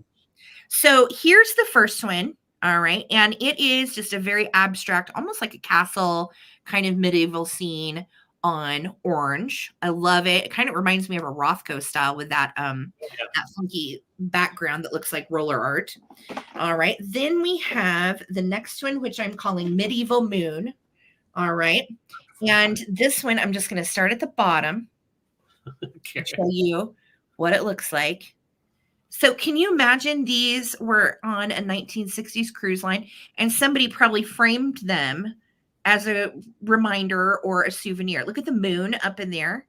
I just love it. Really, really interesting. Yeah. This is like a sage, kind of a celadon green. I'm trying to get it out of the shadow of the light ring. There you go. And it's got some yellows, pretty green, a little bit of a rust, and so abstract and cool. Yeah, I just love these. Also, by the way, size-wise, these are all 8x10s. Okay. So nice size to make a vignette with them. This is the second one up for grabs. Okay. The third one. Yes, even for sale, even not framed. Yeah. Yes. Yeah, you should see what the Swedish American line art actually goes for other places unframed. It's pretty high and it's really cool. This one I'm calling, let's say, the Taj Mahal. I don't think it is. But it's definitely kind of got those large spindles on the buildings and the artist's signature. Bear with me. Be right back. You're fine, honey. Right here, that is the artist signature. And it looks like OW, but it's all, see the little shape that it's inside? They're all signed like that. Isn't that interesting? So that is the artist signature. And again, these are date between 1960 and 69. Swedish American Cruise Line menu fronts. All right. So that is the third one. The fourth one is this one. This one is kind of I'm calling it like St. Paul's Cathedral or Westminster. It very much looks English to me. Oh, yeah. Could be Notre Dame, actually. Could be French. I'm not sure. But it doesn't quite have the Notre Dame spike that you're familiar with. But I'm just going to show you real slowly the abstract image. And I love how you've got a little bit of detail, right? And then the rest is just really, really abstract. They look so cool hung together. They do. Really neat art pieces. And again, they all have these great hangings. They all are in their original frames, very old and cool. So that's your next choice. We're calling it Westminster. And then we have this one. I'm calling it Village Town. Village Town. There's again your artist signature right there. OW in that little shape. So interesting. Yeah. Yes, Susan, these were really hard to come by. I had never seen them before, and I was excited to get to research them because now I know if I ever see them again what they are. Really, really pretty colors in this one, like a moss green, kick of red, kick of yellow, and then some really nice salmon pink. Another little kick of yellow up there. I just love it. This is your 5th choice. Last but not least is my favorite, and it is perfect for your mermaid bathroom. It is a mermaid. And yeah, look at this one. Oh, wow. Look at the little fish with her. And she even has the only detail in it is her little face and her little boobies. Isn't she cute? And there's, again, signature of the artist over in here. And then look at all the great color in this one too. Really, really cool. Again, all of these are 8x10s. They would look fantastic framed and put together. Beautiful pieces. Look at this. So they all coordinate. Aren't they great? I know. So again, 1960 to 69, Swedish American line cruise ship menu covers framed. And they are from the MS Kungsholm and the MS Gripsholm. And super dang cool. So I'm going to show them all to you again. And we're going to start a countdown. This is for choice. 15, 14, 13, 12, 11, 10, 9, 8, 7, 6, 5, 4, 3, 2, 1. Looking for my bid end. Thank you so much for all the bids, friends. I know I love these. Yeah. What's kicking me? If we had the room, we would have hung these in a gallery, like hallway type of thing. Yeah. Yeah. I'm kind of like kicking myself now that I'm looking at the hallway, David. Like, we really could have done something cool with these. I wasn't even thinking. Whoops. Too late now. Okay, there is my bid end. Susan Jackson had 25 that came in before the bid end. Beth, your 25 came in after. So Susan, you are going to have first choice. 1. This is 2. That's the one with the moon. Number 3 is this one. Okay, I'm calling that one the Taj Mahal. So number 3 is that one. Number 4 is what we call Notre Dame or Westminster, one of those. Number 5 is Village Town with the pink. And number 6 is the mermaid. Susan wants number 3. Susan wants number 3, the blue. You have got it, Miss Jackson. It is gorgeous. Congratulations. So Mary is up next, and then Beth. So Beth, be watching. 6. And then Trendlin, and then Anne. 5, 6, 5, 4. I know. Well, 3. No, I'm sorry. This is 2. This is 2. 3 was already chosen. And number 1, like the medieval castles. Mary wants 5. You got it, Mary. Mary's taking number 5, which is beautiful. Love that. Thank you. I know those of you guys that appreciate art, I appreciate you. Thank you so much. All right. So I'll tell you what we have left. We have number 1, the orange castles. We have number 2, medieval moon. Cool. We have number 4, Westminster or Notre Dame. And number 6, mermaid. Okay. Then after Beth will be Trendlin, and then Anne Dempkin. Okay. So Beth, let me know. Trendlin and Anne Dempkin, let me know. I know. Swedish meatballs. Swedish meatballs. We almost had meatballs last night, Sherry. It was very close. We ended up making sloppy joes instead. Beth wants 2 and 6. And 6. So that is medieval moon, Beth. And 6 is the mermaid. That was my phone, not the picture. Don't worry, my phone fell. All right. So 2 and 6 are going to Beth. And then what's left is Trendlin. We have the orange medieval abstract.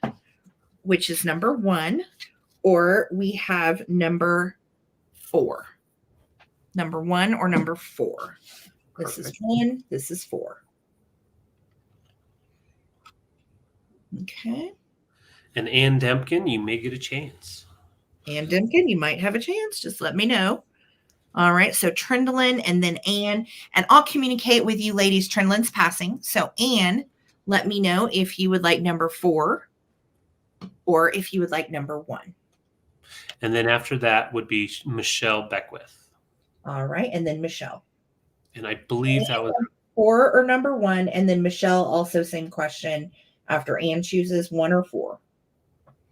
All right. Thank you guys. And I'll keep an eye on the comments. Let me know for sure. All right. Number 1 is yours, Ann. Thank you so much. And David, who was behind Ann? Michelle Beckwith at 19. Michelle Beckwith at 19. This is number 4. Great. And then after that, if she says no or pass, we have Laza, I believe, has not chosen yet. Mm-hmm. And then we have Nettie. Laza and Nettie. Yeah. All right. Okay. Michelle wants number 4. You got it, Michelle. All right. Now I'm going to go back and write all of that down. Beth says, give the mermaid to Pee-wee. Oh, Beth, you're such a sweetheart. Pee-wee, look what you got coming. That cool mermaid. Mermaid pick. I love it. Congratulations. I love those. Now I'm kicking myself for not keeping them. They're rad. All right. So I know you've got some writing down. So I've got a fun set that I'm bringing for any mid-century kitchen, all the way to like even mod. So it's a set of 4 canisters. I'm starting them off at 36, and I'm trying to do this because they are stackable, sort of, just to show you the whole set first. And yeah, great reflections. But we have the tea, coffee, flour, sugar canisters. All right, so they are kind of stackable. So let's go ahead and show each one. The condition is really nice. There's some rub marks here and there. And I'll point out any dings I see right now, but I didn't see any earlier when I was cleaning them. Really nice condition from the 50s, and they're made by Lincoln Beauty Wear. I'll show you. There's a couple of different makers out there. This is Lincoln Beauty Wear that made these, and they have the nice little Bakelite tops, and they're all intact and extremely clean. So you don't even have to clean out the insides. They're ready to use. All right, so there's your coffee. I'll show you which one is this? Tea. Tea has a little rub mark right here. Now, I didn't try to like rub that off, so it may come off. Oh, look, see, I'm going to show you. There's my little shelf. There's some of our cameras back in their spot. Cool Foo Fighters tin sign up there Sarah got me. Of course, I've got tons of little cuckoo clocks. Oh, and then right up here, where is he? That's a bear. There's a bear up there. Okay, so sorry, I'm showing you my office. We're off on a tangent. Oh my god. That's the, and then sugar is the one that does have a little rub right here. Once again, that could probably clean off. I don't know for sure, but I did clean them very well with Windex. So you got the rub right here as well. But that's just from sitting up against each other. And I'll show you just really nice condition. Usually these are all banged up and the tops are damaged. These are all nice and easy, smooth to open. Oh, that one. Oh. What is going on over there, Coleman? I'm still trying to write this studio. Well, I didn't open up all the canisters. That one had something in it. So. Great. Okay, and then there's flour. Not a dead bird, but oh God, David, what is it? This is just a paper towel. So, whoa, Coleman. They're great. They're great. It's just a tissue. Let's go ahead and open this one. Yes. Yeah. And whatever's dead comes with it. It's a tissue, and I think it's old cleaning, like polishing tissue, like tissue used for that. So they just smell extra clean. But boy, it does come out and jump at you when you pop it open. So that's the set. We're going to go ahead and count them down. And thank you guys so much for your interest. Kelly, I see you in at 40. Here we go. 15, 14, 13, 12, 11, 10, 9, 8, 7, 6, 5. Don't you dare fall. 3, 2, 1. Bid end.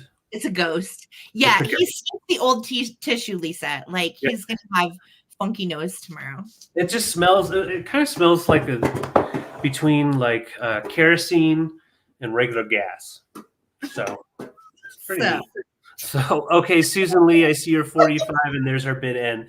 So Annette, your 45 came in right after Susan Lee. So Susan Lee, congrats! You've got a whole set of tins. Now let me know in the comments. Do you want me to leave the tissues in there or clean them out? Just let me know. Yeah, the container. Exactly, impromptu. Welcome in, by the way. Hello, hello. Oh my God, funny. I was like, what is in there? Great. Some of the stuff you find at estate sales too, like you just never know because it's been for like 50 years. So we find all kinds of weird stuff. All right, so I have a choice that we are going to do, and we are going to start the choice at $26. You got it, Susan Lee. I'm sorry, 26? 26, yes.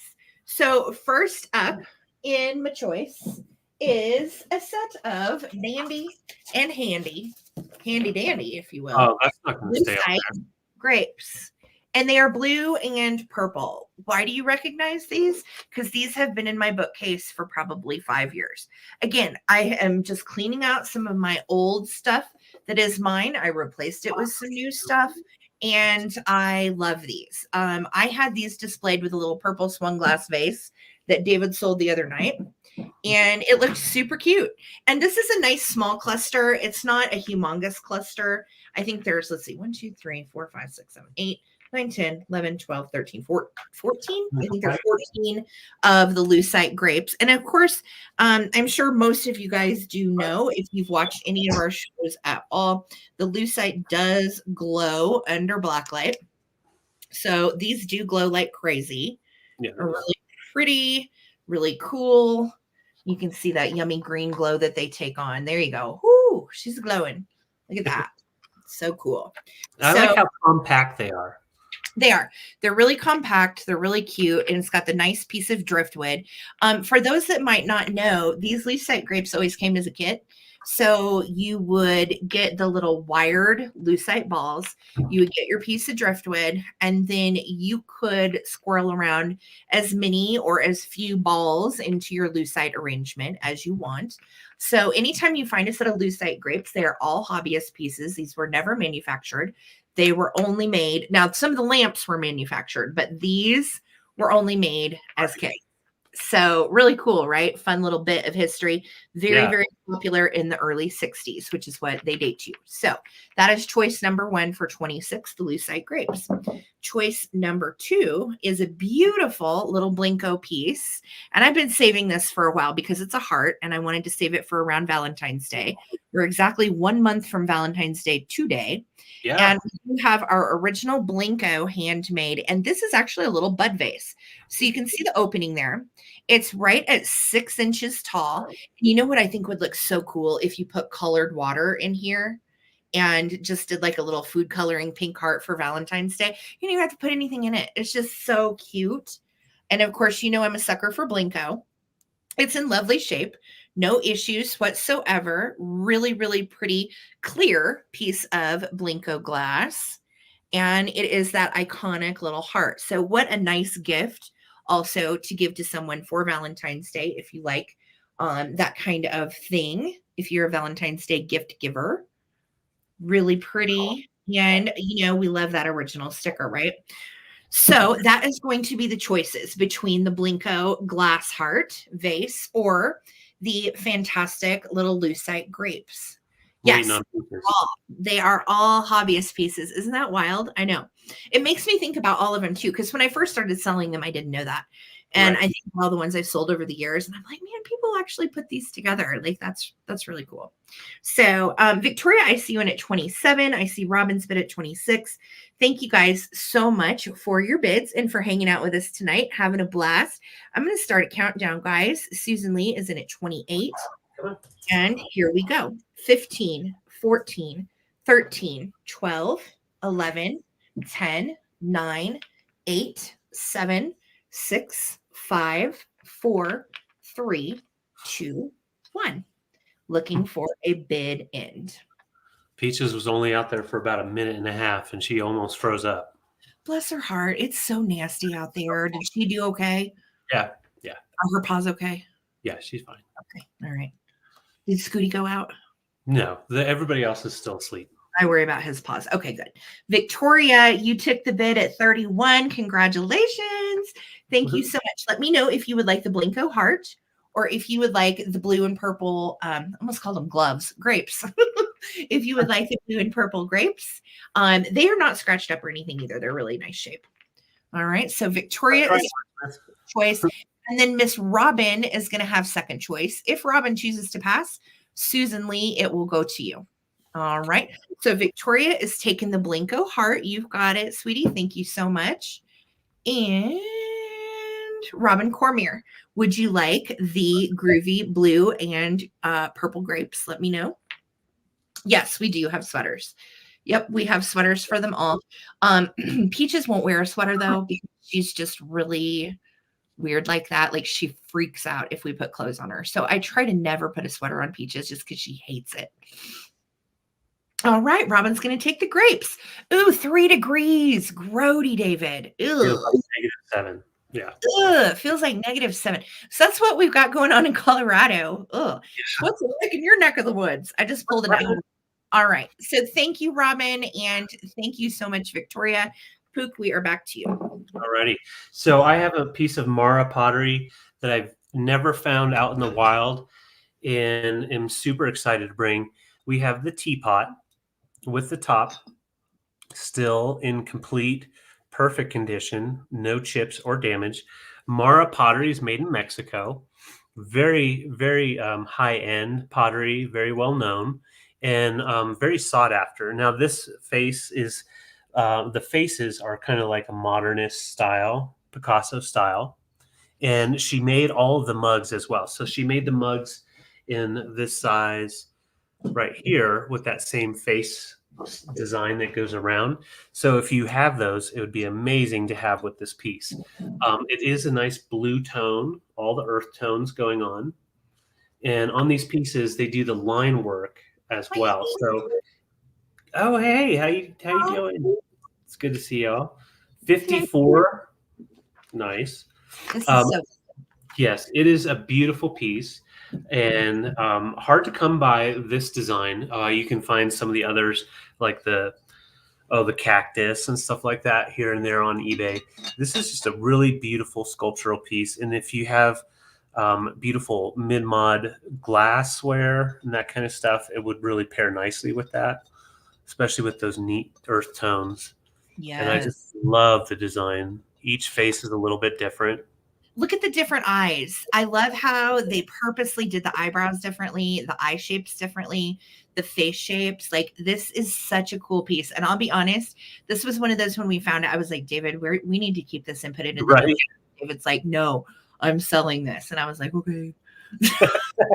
Okay.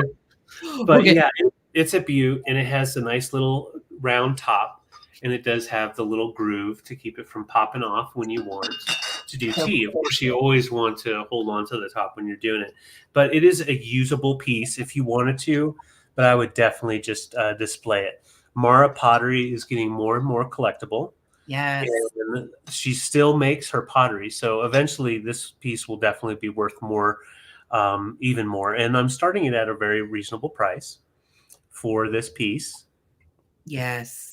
It is gorgeous. Yeah, these Mara teapots, Google Mara teapots and see what they go for. They're really collectible. And this particular color and design is one of the most desirable. So we both like this. And I love this. Oh, yeah. If you have like the Blinko faces, those designs, those would be really cool with this. Hey, Roberta. So Les is in at 48. We're going to go ahead and count down. Here we go. 15, 14. 13, 12, 11, 10, 9, 8, 7, 6, 5, 4, 3, 2, 1. Bid end. That is so good, babe. Thank you. That's probably my favorite piece you're bringing tonight. I love it. Yeah.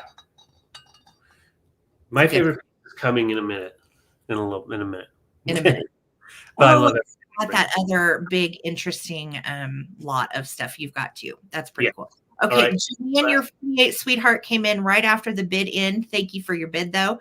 Les, you took it home for 48. Congrats, killer price, great piece. Yeah. Congrats. Les really is up your alley, honestly. Like that, that'll go with a lot of your decor. Very cool. Agreed. All righty. I'm trying to decide which way I want to go now. Let's do this. I've got a bird box, an actual bird box.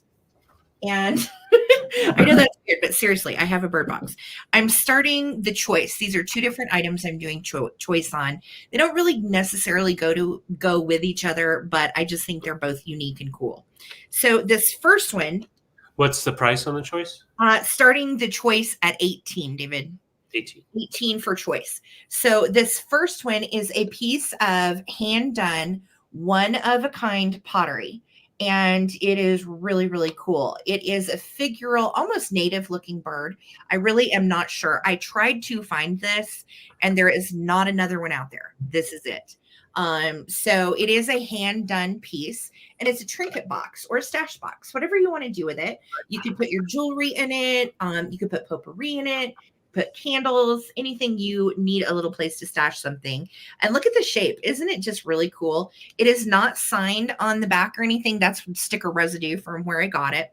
But yeah, not signed. I don't know an artist. I tried to find out some information because, you know, I like these artsy fartsy pieces, and I got nothing. I got no info for you. So Pottery bird box, interesting, cool. Literally, this was just something that I thought was beautiful. And it has kind of a tinge of teal under that cranberry glaze too. Really, really pretty.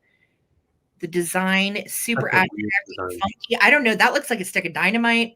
What do you think it is? Or something. It could be. Don't say it. Nobody say it. Okay.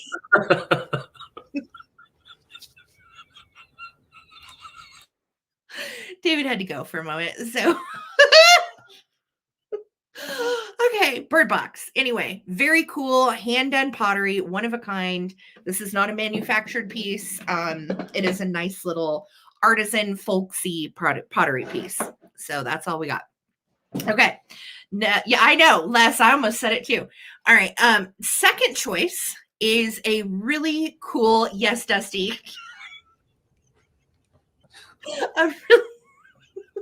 Well, I was like, I'm here to help you sell an item. I'm not going to point that out. No, but I mean, Trindleman. You can put that in there. You could, you know, whatever. It could go with the Steiff Beaver if you wanted it to. Whatever makes you happy. All right. Whatever so makes the beaver next piece is a piece of McCoy, and it is a little McCoy. It's kind of like a skillet, you guys. Look. It's like a little redware brown pottery skillet. There's its little handle. And somebody has really done a nice job with this trash-tastic plastic 1970s mushroom. And look, there's a little bug on top. Love the little spider bug on the top mushroom, which I just love. I think this is so cool. I love weird stuff like this.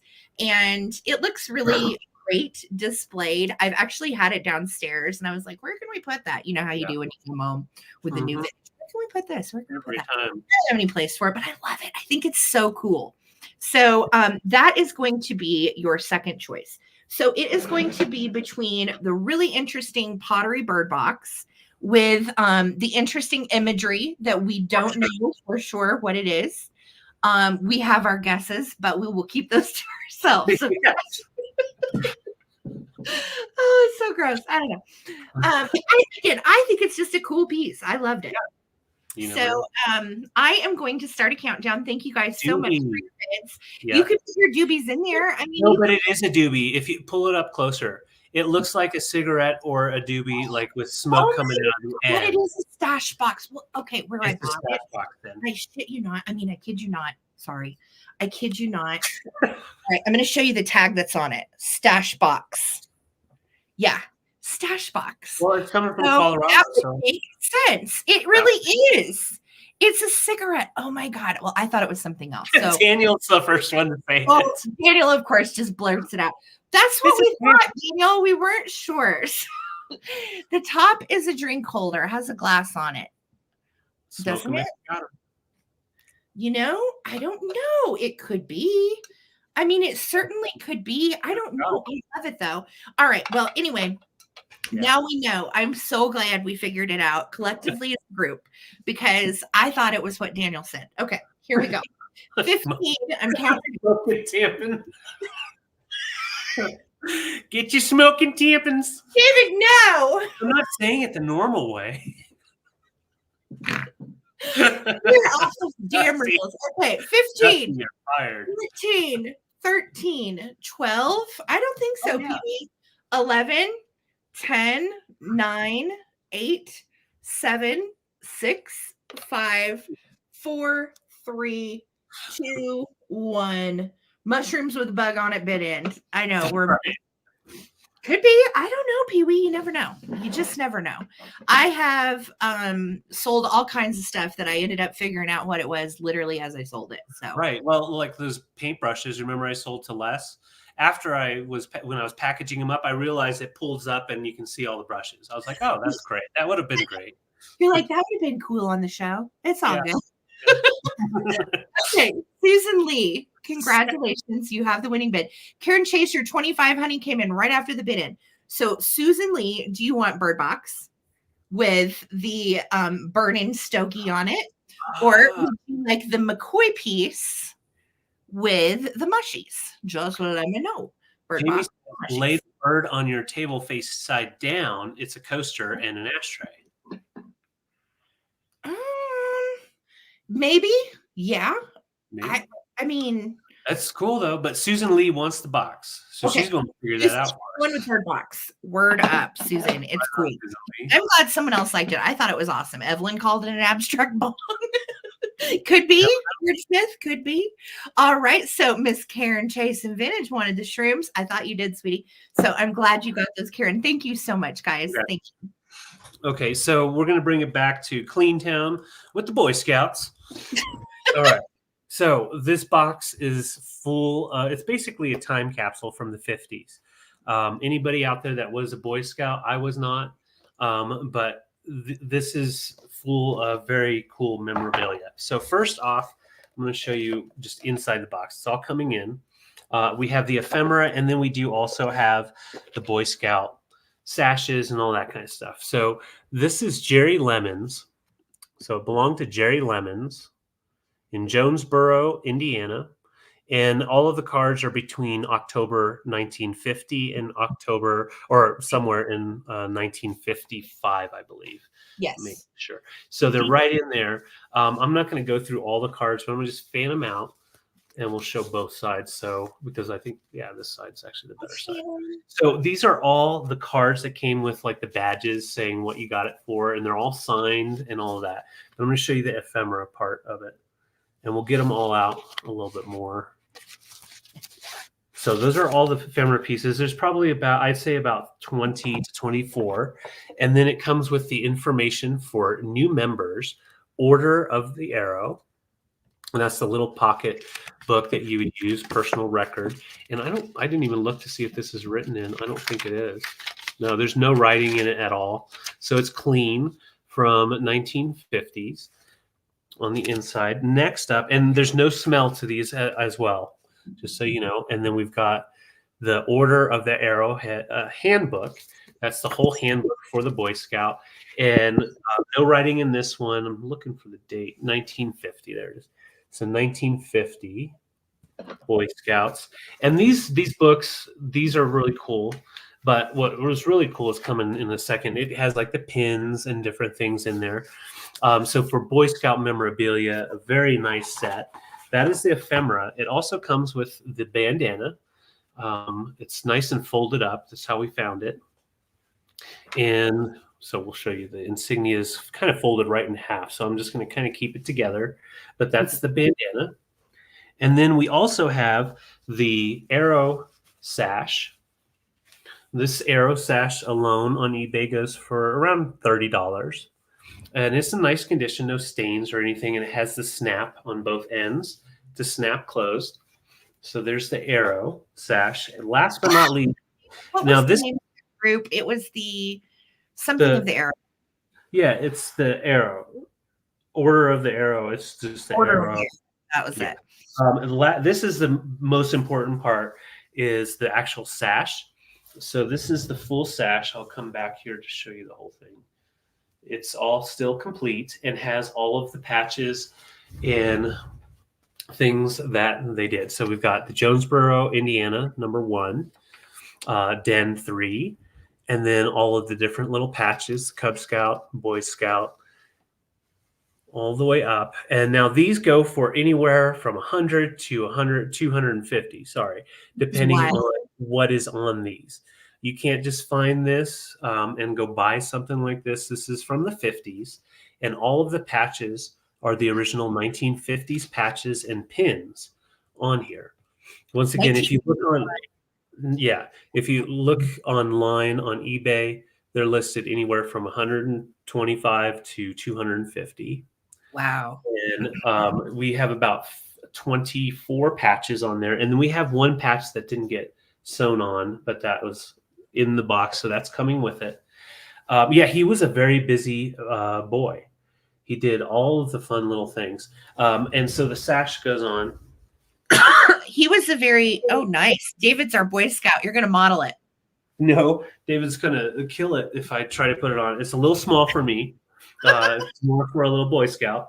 Here, I'll show it out like this so you can see how it joins up at the seam there. Yes. But we have the little pins. We have a pin here.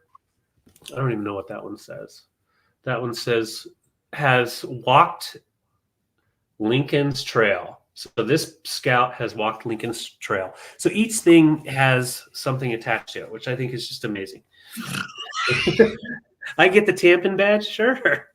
Where is that one? Oh, it's right here. Right here. Life-saving. All right. So all together, if you are interested, if you know ex-Boy Scout from a long time ago, this would be a blast from the past for sure. It's also memorabilia from the 50s, Boy Scouts. And all comes together for a whopping $46. Honey, show them all the cards, though, too. I mean, it's when you put this, and this came from an estate sale. So everything was together in this same lot. And it was all of the ephemera, his badges, everything's from the 50s. It's so special and so neat. And all the signatures.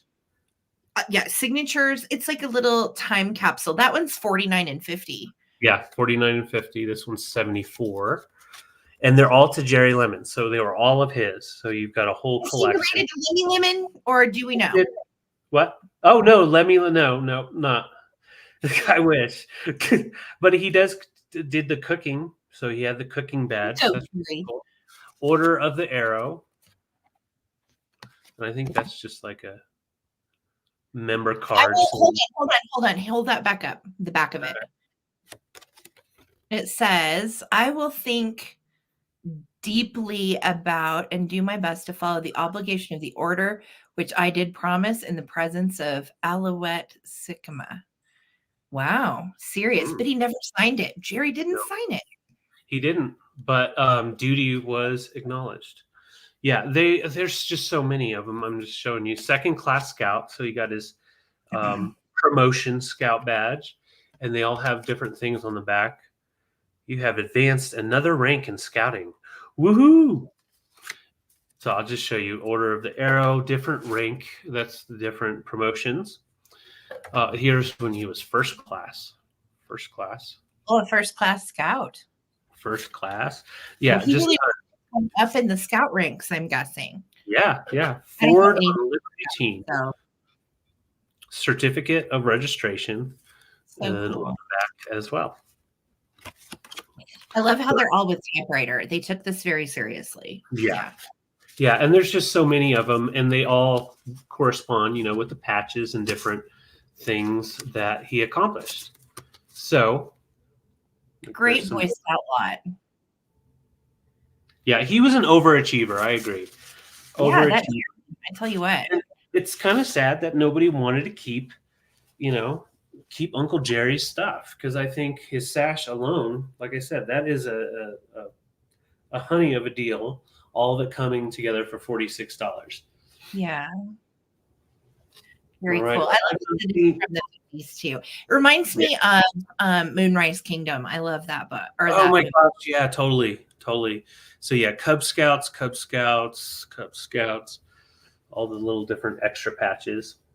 And then we even have the pins on this side. Y'all are killing me with the tampons. I know. I keep on seeing tampons. All right. So I'm not seeing any interest. I will bring it back for the recap, possibly. We may not go all the way into it. We may end up throwing that on eBay because there may be this special collector that wants all of that. So, yes. Cub Scout sash is age 7 to 10, Donna said. Okay. That's cool. I wasn't sure. Like I said, I didn't know anything about the Boy Scouts, but what a fun time capsule. It is. Okay. I have some new old stock here for you. And guess what? It's vintage linens, which I love. And I hope you guys love too. Now, these are all pretty in pink and really nicely done. So I'm going to start the choice on these at 18. And first up in our choice is this new old stock Canon comb spun percale, and look at this pattern. It's so pretty. I love it. It's got like Gerbera daisies and roses on green. So it's pink and green, which I think is so pretty. And again, this is a flat double 81 by 108. These are spectacular for quilt backings, as you've seen on the quilt that I showed. Great for quilt backings, great for curtains, great for using. Totally, handy for whatever you wanted to repurpose this into. It is made by Canon, which is a great brand, and that is going to be your first choice. That's even the original tag. Let's see here from Muller's, $3.98. How about that? How about that? All right. So Canon comb spun percale. It is a double flat in the new package, roses and daisies and everything on green. Really pretty. That's choice one. Choice number two is the matching pillowcases. And they are both great. Now, unhemmed, what I have found with vintage pillowcases that I really like is David and I have king pillows on our bed. And the unhemmed, new in the package pillowcases will fit king pillowcases because they're not hemmed yet. So unhemmed, I think they're like 42 by 38.5, which is the size of a king pillow. So these are really nice. And of course, if you want them to fit a standard, you just fold them down. No big deal, right? So you get two in the package, new old stock. Let's see how much these were new. $1.19 at Muller's. Hot dog. All right. So, and these came from an estate sale, straight out of the linen closet. I took them out of the top. I did. Okay. So that's choice two. And choice number three is probably my favorite just because I'm nuts about this mod flower pattern. And I have sold this flower pattern over the years. I love it. We own actually a flat sheet for our king bed in this pattern. This is a queen. So this is a queen flat 90 by 115. Looks like it's a poly cotton blend. And this is by Canon Monticello. Same estate sale as the other set. So these are your choices. Here's the back, and here's the whole set. It comes in, look at the yellow and orange and green. Isn't that cool? Yeah, very Brady Bunch. It is. It is. It's just so mod flower power. I just love it.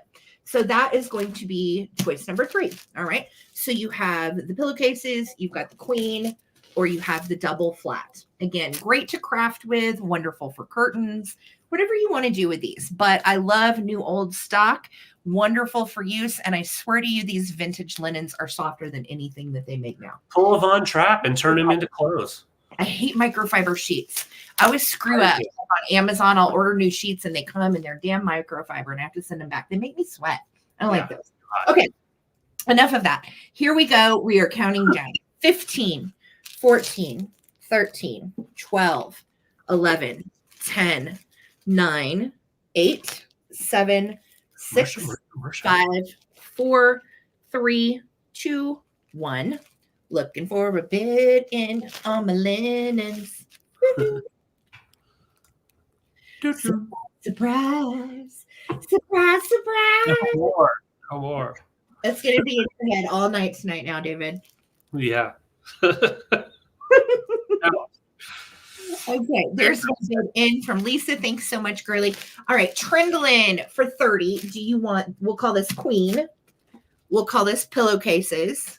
And we'll call this double. Okay. So let me know, Trindlin. You can take it all. You can take one, whatever you want. Heidi says she's using one for a room divider. I bet that looks really cute, Heidi. Oh, yeah. And Robin Cormier is going to have second choice. And I think that was it. Yeah. So it's going to be between Trindlin and Robin. Trindlin's taking them all. Nice choice, sweetie. Those are awesome. Yeah. Congratulations. I know. I love sheets. Yeah, I agree, Mary Beth. They always get me with that dang microfiber. I agree. All right. So this is my favorite find of the week because it was one of those things I didn't know what it was, but I had to go feel it because it just looked a little bit too nice to just pass on it. Now, this is very nice high-end pottery, and it was only made for a short amount of time. I'm trying to line this up so you can see it. It's called Mungie pottery. Or Muncie, sorry, Muncie Pottery with a C. And it's called Muncie Clay Products Company. And they were made, they started their company in 1918 and ended up closing their doors in 1939. So they were only open for a short amount of time. And it was a combination of two companies, an American company and a German company. And they combined together to make the Muncie Clay products. So now I'll show you. So we've got the stamp at the bottom. Trying to get that to focus. Stamp at the bottom, and then that would be the initials of the artist. And they were basically trying to compete with companies like Roseville and make more of artistic type of pottery. So the matte texture on it kind of reminds me a little bit of Van Briggle. It's a little heavier. And yes, it's from Indiana. Thank you, Lisa. It's from Indiana. Yeah, Muncie, Indiana. And they did a lot of the more solid colors earlier on. So this is closer to antique than not, probably early 1920s. Because when they got close to the 1930s, they started doing more colorful things, trying to compete with art glass. And then they shortly closed after the World War II really kind of kicked off. So this piece is a very collectible piece, has the gun metal sheen to it. And I know, been spoken to. We're never going to live that one down. I know. Never. Yeah, the sheen is beautiful. It has that gunmetal style. And yeah, very, very collectible. Mary's in at 24. I was super happy to find it because I didn't know anything about this company. Had never seen anything like this, but it was one of those finds. As soon as you see it, you just like, I got to see what that is. Hey, Skipper. Okay, Skipper's ready. Skipper's about, hey, what's up, Bucky? Hi, David. Hi. Yeah, words are hard, Susan. I hate words, especially when I'm trying to read and talk. It doesn't go together. How do you do that, Bucky? How do you talk? How do you talk and read at the same time, Bucky? I can't read, David. I'm a rabbit. Super absorbent or okay. Oh God! All right, you guys are off the rails. Gross. We're counting down. Thank you, Mary, for your bid. I was like I said, this is a beautiful piece from Indiana and almost antique, timeless. All right, 15, 14, 13, 12, 11, 10, 9, 8, 7, 6, 5, 4, 3, 2, 1. Bid end. Dusty asked, how are the newlyweds? And they are just a hot mess express. Yeah. Hot mess. They are. So good. Holly sent me to BK, and I love him. He's hot. You love him? Yeah, she's seen my big Christmas tree and everything. We did it. No, you can't see that. Oh man. Well, we're going to have little cupies running around, damn it. Let's hope not. I tell you what, rescue dogs and everything else. All right. Thank you so much. Congratulations. We have not named BK's bride. So if anybody has any bright ideas that you would like to name her, here she is. She's very cute. She said it's Coopies. What is it? Cupid? Wait, hold on. What does this say? Copenhagen? 1958. Cupiest to 1992. I don't even know, but she is so precious. She's got a little flower. Yeah, I love her flower. Okay, they gotta go in their room. They're really Holly. She's feisty. We've had to really watch that one, so we don't. He's running around everywhere. All right, I have a name her champion. No, Susan, we are not naming her that. That's no. Okay, so I have some antique postcards. Okay. And these are really cool. And I picked these out because I think they're just so sweet for Valentine's Day. And David, I'm going to start these at $8 each. Yes, they both live in the grease jar. Yes. Mm-hmm. Yes. Francine, that's nice. Kotex, no. Okay, so $8 for choice. And here is the first one. And it says Delighted. And it is an old one from the early 1900s. It is in this little plastic case. And I love, look, he's tipping his hat. Look at her pinstripe suit. How snazzy is she? So cute. She looks gorgeous. And this one actually has not ever been written on, which I love. So this one is early 1900s, and we are calling it Delighted. All right. That's your first one. All right. Second one. I love this one. So special. It is one of those. I believe this is hand coloring, and it says 262 ER Paris. And look at her outfit. And then we've got all of these petals and blooms around her. Isn't that the sweetest? Yeah. And it's got a little writing right here. I can't tell what that says. Something Diabolita, something or other. And then the writing on the back is from November 19th, 1921. So over 100 years old. And it looks like this is in Spanish. So how cool is that? Oh, yeah, it is. Yeah. So this one, like I said, it's got Paris on the front. So pretty. Again, thinking Valentine's Day display. So cute. I love the little couples in love. So sweet. Choice 2. Okay. Choice number 3 is a funny one. And this one says the army in the power of the enemy. And it's him holding his lady. How ornery is that? And then right under it, it says copyright 1909. What is that? 1909. L.R. Orwell. So this one's from 1909. And it is a really cool litho style as well. It's behind plastic right now, so you're getting a little glare on it. And this one has been written on. And it looks like our postmark is... Can you guys make that out? I can't tell. 19 something. What does that say? I'm not sure. Early 1900s. That's all I know. But we've also got some writing here, which is great. Love that. And that is going to be choice number 3. Okay. And then I have Worth Fighting For. Love that. Of course, this is a time of, it looks like infantrymen. And she is worth fighting for. This one is postmark 1918, Greenville, South Carolina. Sevier Branch. And this one's got writing on it too. Little 1-cent stamps. So cool. Stamps on there. Worth fighting for. And then last but not least, this one's my favorite. It does have a little discoloration, but look how cool this is.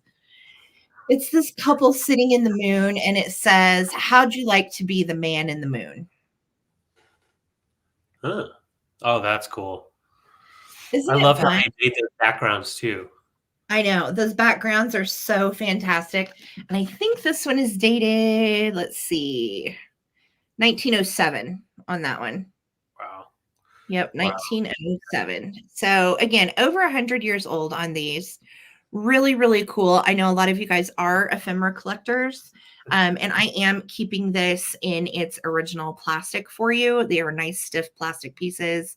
Again, a discoloration on the moon and on her dress on this one, but how cool is that? Yeah. So these are going to be your choices. They're all over 100 years old. And I think they would all be really, really sweet and like a romantic Valentine's Day display. Oh, yeah. All couples that are enamored with each other. So let's go ahead and start a countdown. I see Mary is in at 8. Here we go. 15, 14, 13, 12, 11, 10, 9, 8, 7, 6, 5, 4, 3, 2, 1. Same, Susan. Looking for a bid end on these. So romantic and cute. I love this one. Yeah. But I think they're all neat. And the fact that they all have little messages on the back and their dates. This is the only one that does not have writing, but it was with them. So yeah, this one you could still write on if you really wanted to. Okay, there's my bid in. Thanks, Lisa. Mary Causey, let me know which one or ones you would want. We're going to call this one Delighted. This one is going to be the Army. This one is, we'll just call this one Color. Mary wants the moon. Moon, you got it. So and Trippy, worth fighting for. So Trippy and then Regina. Trippy and then Regina, you guys have next choice. Yep. Let me know which ones. Or Trippy TW wants Color. Yeah, good choice. That one's really sweet. Okay. And Regina. And Regina, do you want this one? It is Worth Fighting For, Delighted, 3. or The Army and the Power of the Enemy from 1909. So funny. It's a colored litho too. Yeah. It's got like a gold around it. Okay. So let me know, Regina, which you would like, or you can pass. And these last 3 are available, darling. Thank you so much. All right. And we are back. Okay. So I have a froggy, have a Cryptomeria frog, and I've been holding on to this for a little bit. Oh, and when I say a little bit, about 10 days, ribbit. I love this guy. He's got the felted eyes. He's kind of looking down at you. Ribbit, ribbit. And that Cryptomeria wood is just fantastic. Adam, I see you're 22. Thank you. It does still have its hanger on there, the original hanger. So it's just an easy nail on the wall and hang him up. And in great condition. He will also stand up. I'm going to just double. So he'll stand on a table. I'm not going to do it on a board, but I'm not going to do it on a board because he will fall over, but he will stand on his own if he wanted to. And then you've got that beautiful wood. Cryptomeria is the style of wood. The type of this is the largest Cryptomeria piece we've ever had. Yeah, definitely the largest, and it's in excellent condition. A lot of times find with the little felted eyes. Yep. And these are so cool. So 1860s, 70s. Yeah, he's a beaut. And the felt is all intact. The wood is clean. You don't even need to shine him up. He's ready, and he's happy. He's a happy froggy, kind of trippy. So let's go ahead and count down. We like to have that wood in here. So let's count down. Susan Lee is in at 23, and he measures, let me tell you real quick, 12 inches in height. So he's a big fella. He's a big guy. Yeah, right. 15, 14, 13, 12, 11, 10, 9, 8, 7, 6, 5, 4, 3, 2, 1. Bid in. Ribbit. Oh, he gave Lemmy kisses. Hey, just curious, how's Rainbow doing down there? Rainbow is still laying down. Skipper just went outside and came back in. Good. So it's just Lamb Chop and Rainbow haven't moved. So. Wow. All right, there's their bid in. Congrats, Adam. All yours. Ribbit. Yay, Adam. Gotcha, Froggy. Susan Lee, your 26, sweetheart, came right after the bid. And go for your bids. Yes, thank you. All right, you guys. I have some mystery tins that I made, and they are good ones. And I'll tell you, I'm going to start them at $20 each. There is more than $20 worth of stuff in these. And the first one is all ephemera. Okay. So, and it's ephemera from every occasion. There is birthday. There's Gutwell. There's Valentine's Day. There's Easter. There's all kinds of different occasion cards in this one. Okay. And some also just little rando ephemera pieces as well. There's also some new old stock cards in here also. So really pretty tin. I love the bird on it. Put a bird on it. Put a bird on it. And it's a nice and thin tin. I think this was probably originally a candy tin, but this is a mystery ephemera tin with all kinds of neat stuff in it from estate sales. Okay. So that's going to be choice number 1. And then choice number 2, it's so full that the lids pop off.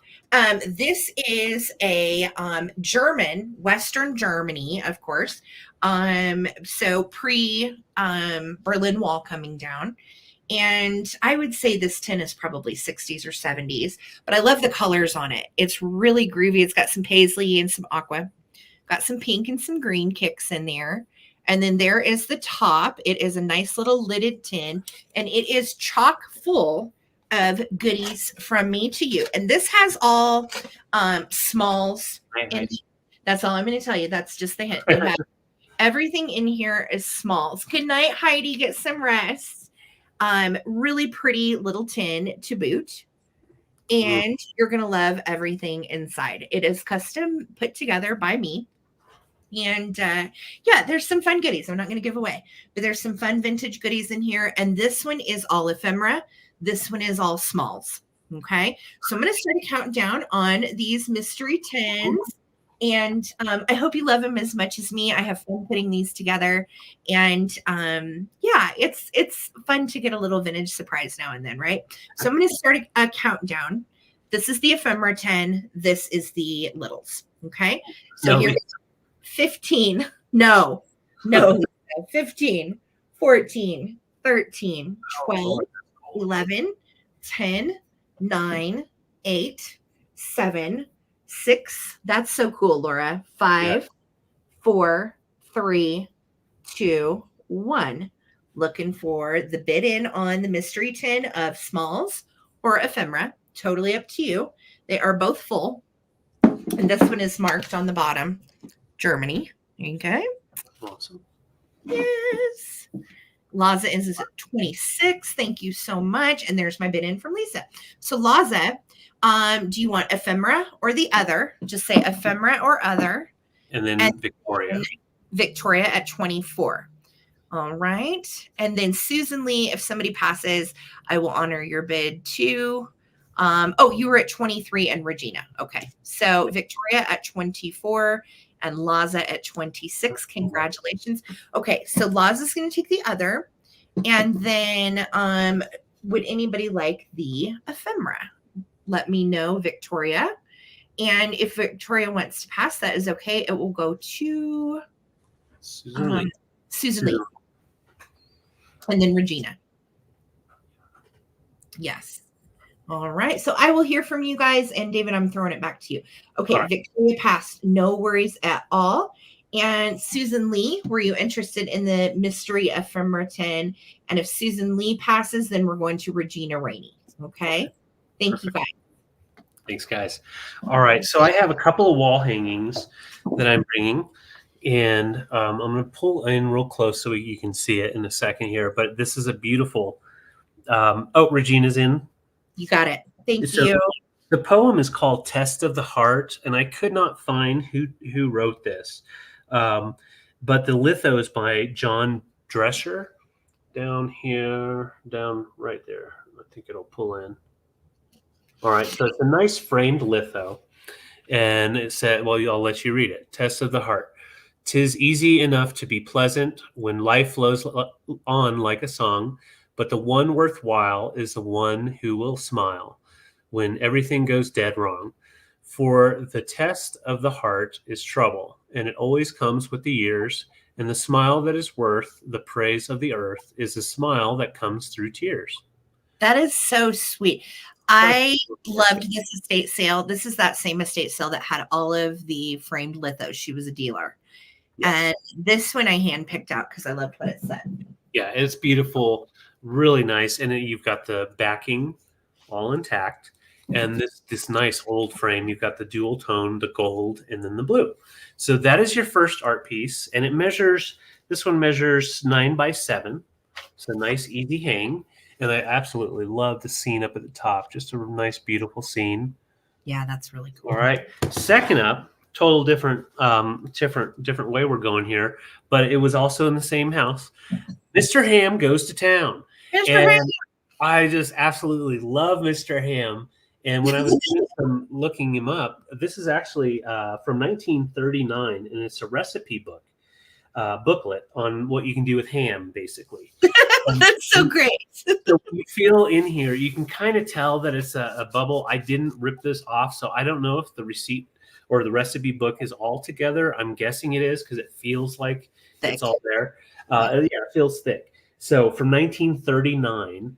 So if you wanted to take it off, take it apart, you could to look at the whole thing. But it's just a beautiful artwork with that kitschy pig. Just man, they're gonna eat bacon. Frame on this is gorgeous too. Yes, the frame is beautiful with that gold.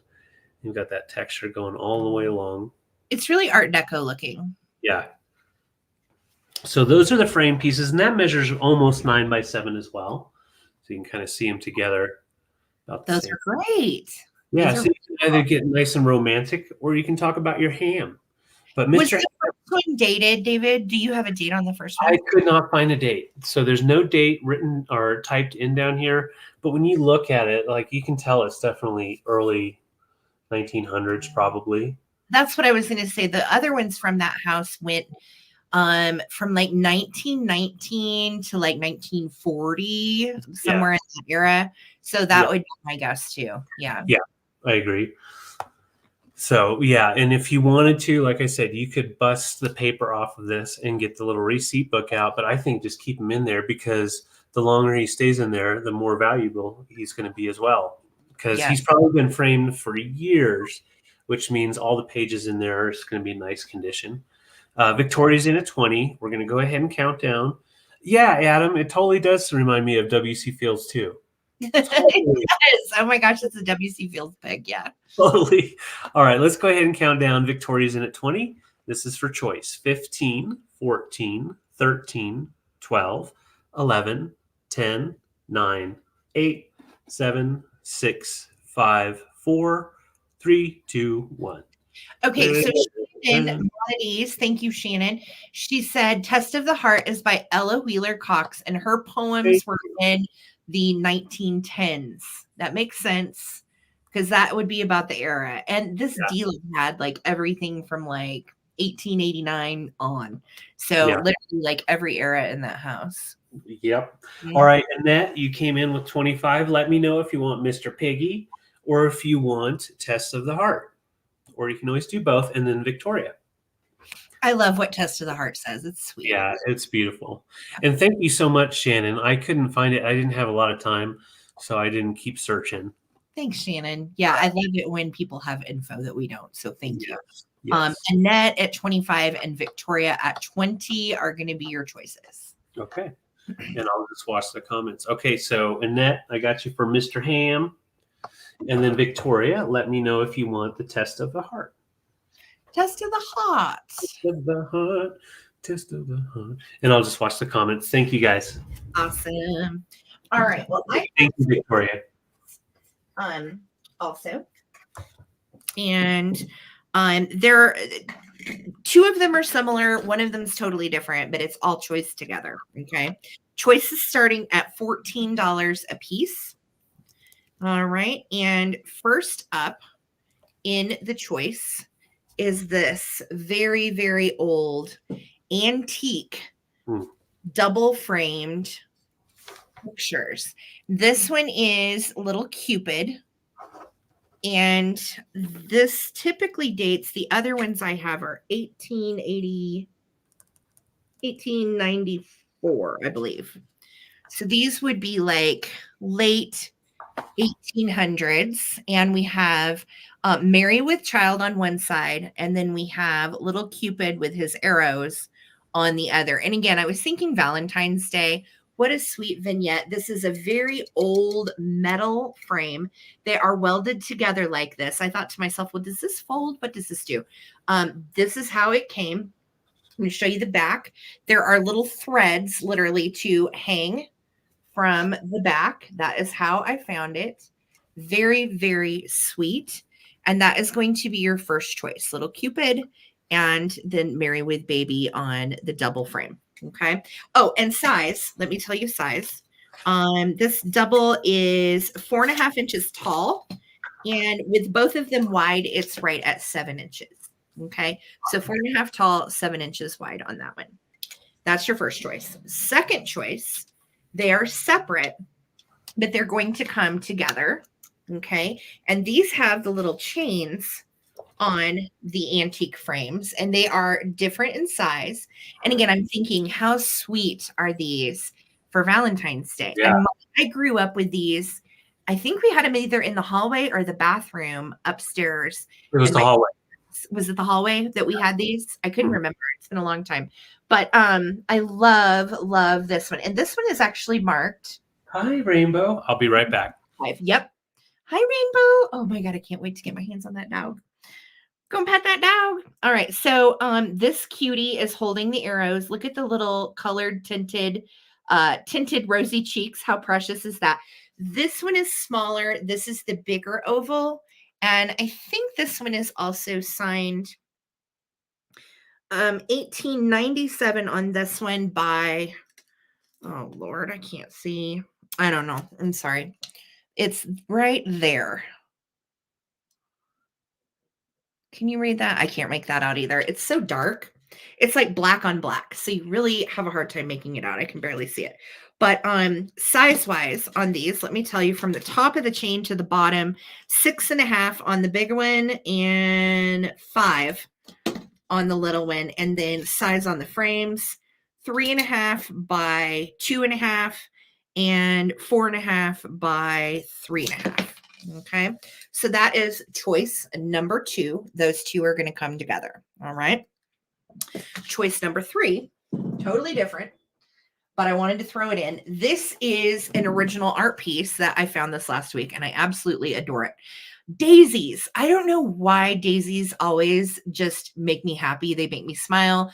They're some of my favorite flowers. They're very simple. This is signed ZEK, and this is an original piece. I'm not sure if it is acrylic. I think it's acrylic, or is it oil? No, I'm pretty sure it's acrylic, but I could be wrong. I'm going to get you a glare on this so you can kind of see it. But I loved how they did the center of the daisies in kind of like an orangey yellow. And size-wise on this, and it is very lightweight, by the way. This piece is super lightweight. It is in the frame 15 by 13. Okay, so 15 by 13 on this. It has a really pretty navy blue. It does not have glass over it. Okay, so it's literally just in the frame with some little nails, and that is how I found it. So I love it. I just think it's pretty. MB Parkinson's signature. Thank you, Wordsmith. I figured you guys would know. Okay, and yeah, late 1800s, right? So this clearly is not that same era, but this is choice number 3. All right. So this is your choices. I'm going to start a countdown. First one again. Beautiful. Absolutely beautiful. Late 1800s. That's choice 1. This is choice 2. So sweet for a wall vignette, guys. And this is choice 3. Here we go. 15. We're at 26 with a net. 15, 14, 13, 12. Less, I love it. I know. I would. 11, 10, 9, 8, 7, 6, 5, 4, 3, 2, 1. Looking for a bid in on these sweet pieces. Love a little art on the wall. And these are so perfect for a wall vignette. Whoa. Oh, this one just came out of the frame. No worries. Everything's still there. Oh, cool. Look, I just got to see the back. That's what the back says. How cool is this? Cupid asleep. Oh, that's so neato. I love that. Yes, for those of you that didn't get to see it at the beginning, this is the new rainbow. That's Rainbow. Yes, if you weren't here at the beginning, that is our new child. Baby dog. How's she doing, David? She's doing good. I try to have her go outside She went outside, but she didn't go potty. So it's so cold out there. I can't blame her. I wouldn't want to go out there either. no. So Annette, you get first choice. Thank you so much. I was struggling with the frame. There we go. I got it right back in there. Annette, you have first choice. You want choice 2, choice 1, or choice number 3. Okay. And then after Annette is going to be Victoria Emery. Yep. And after Victoria would be Michelle Beckwith. I think then Beth. All right. So choice number 2, you have got it, Annette. The little guys with the chains are coming to you. Thank you. Oh, it just came out of the frame again. Don't worry. I'll fix it to her. It doesn't do that. Yeah. Annette, I got you. Victoria. Number 3. You've got it, sweetheart. That is yours. And Michelle Beckwith. Choice number 1, Michelle. And then Beth McDermott after Michelle. Perfect. I'm framing this little guy back again. He likes to pop out of there. Pretty common with those little metal antique frames too. My goodness. I've just got a little puppy porn going here. Hey, Bubby. You doing okay? Oh my God, what are they doing? You've got it, Michelle. Thank you so much. She's just hanging out on the couch. There she is. There she is. Oh, hi. Hi, Rainbow. Mama loves you. I'm upstairs. I'll be down soon. Mama be down soon. Oh my God, I love her so much. I know. Woo! She's like, where's mother? All right. So I have 2 items I brought Black Friday, and the buyer fell through on both. They picked both. So I'm bringing them back.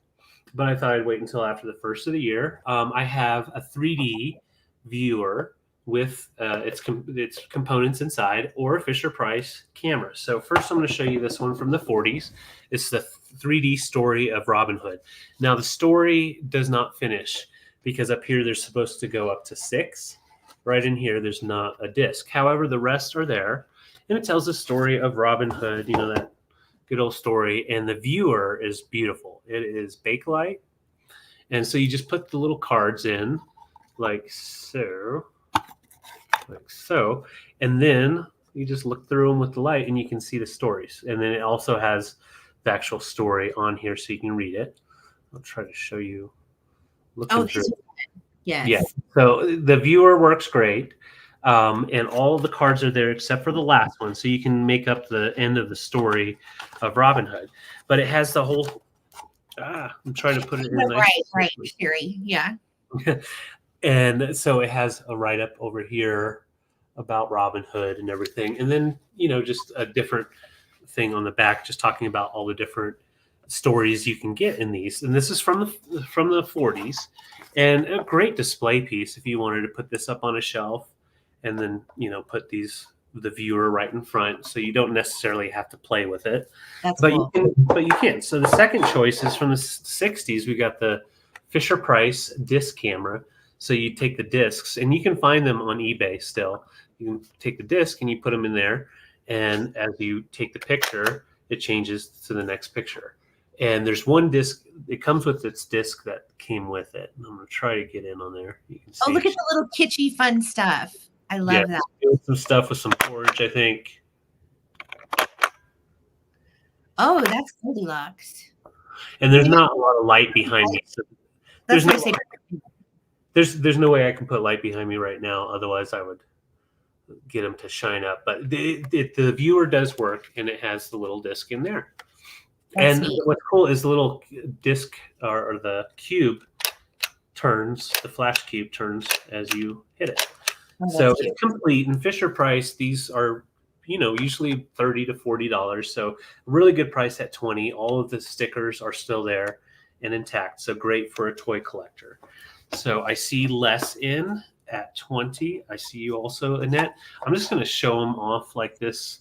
And those are the choices. So you get either the Fisher-Price camera or the Robin Hood collection with the little viewer. That is awesome. David, what year was the Fisher-Price again? Fisher-Price 60s. Awesome. Yeah. And it's in great condition. I love the little dog on the back too. You got the little boy with the dog. That's so cute. All right, let's go ahead and count down. Very nostalgic for sure. And here we go. Net's in at 23, 15, 14, 13, 12, 11, 10, 9, 8, 7, 6, 5, 4, 3, 2, 1. Bid end. This was originally $1.98. Oh my gosh. That'll blow your mind. Yeah. Inflation, right? I love vintage though. You know, I think vintage is one of those things too, especially if you're a collector of a lot of these old toys and items. Um, what a neat piece of history to own because that technology is long gone. Long gone. Oh, you're right. You're right, Wordsmith. It's the compass for the flash. Northwest, east, south. Mhm. That's cool. I didn't notice that. All right. And that let me know if you want the 3D story or if you would like the Fisher Price. And then Les is in it as well. So we'll just wait and see what Annette says. Awesome. Thank you, guys. Thank you, guys. Scratching. Thank you for your bids. This has been a great night. We are so happy to be back. We feel very refreshed. And I need to get back out picking as well. And that's going to take the camera. You got it, great. So Les, let me know if you want the viewer with the Robin Hood story for 20. Thank you, guys. Thank you. Got you, Les. Thank you. Perfect. Okay, so guess what? Found a piece of Dansk, and it's good Dansk. It's really good Dansk. It's mid-century Dansk. And this is what they call the Baker Yellow.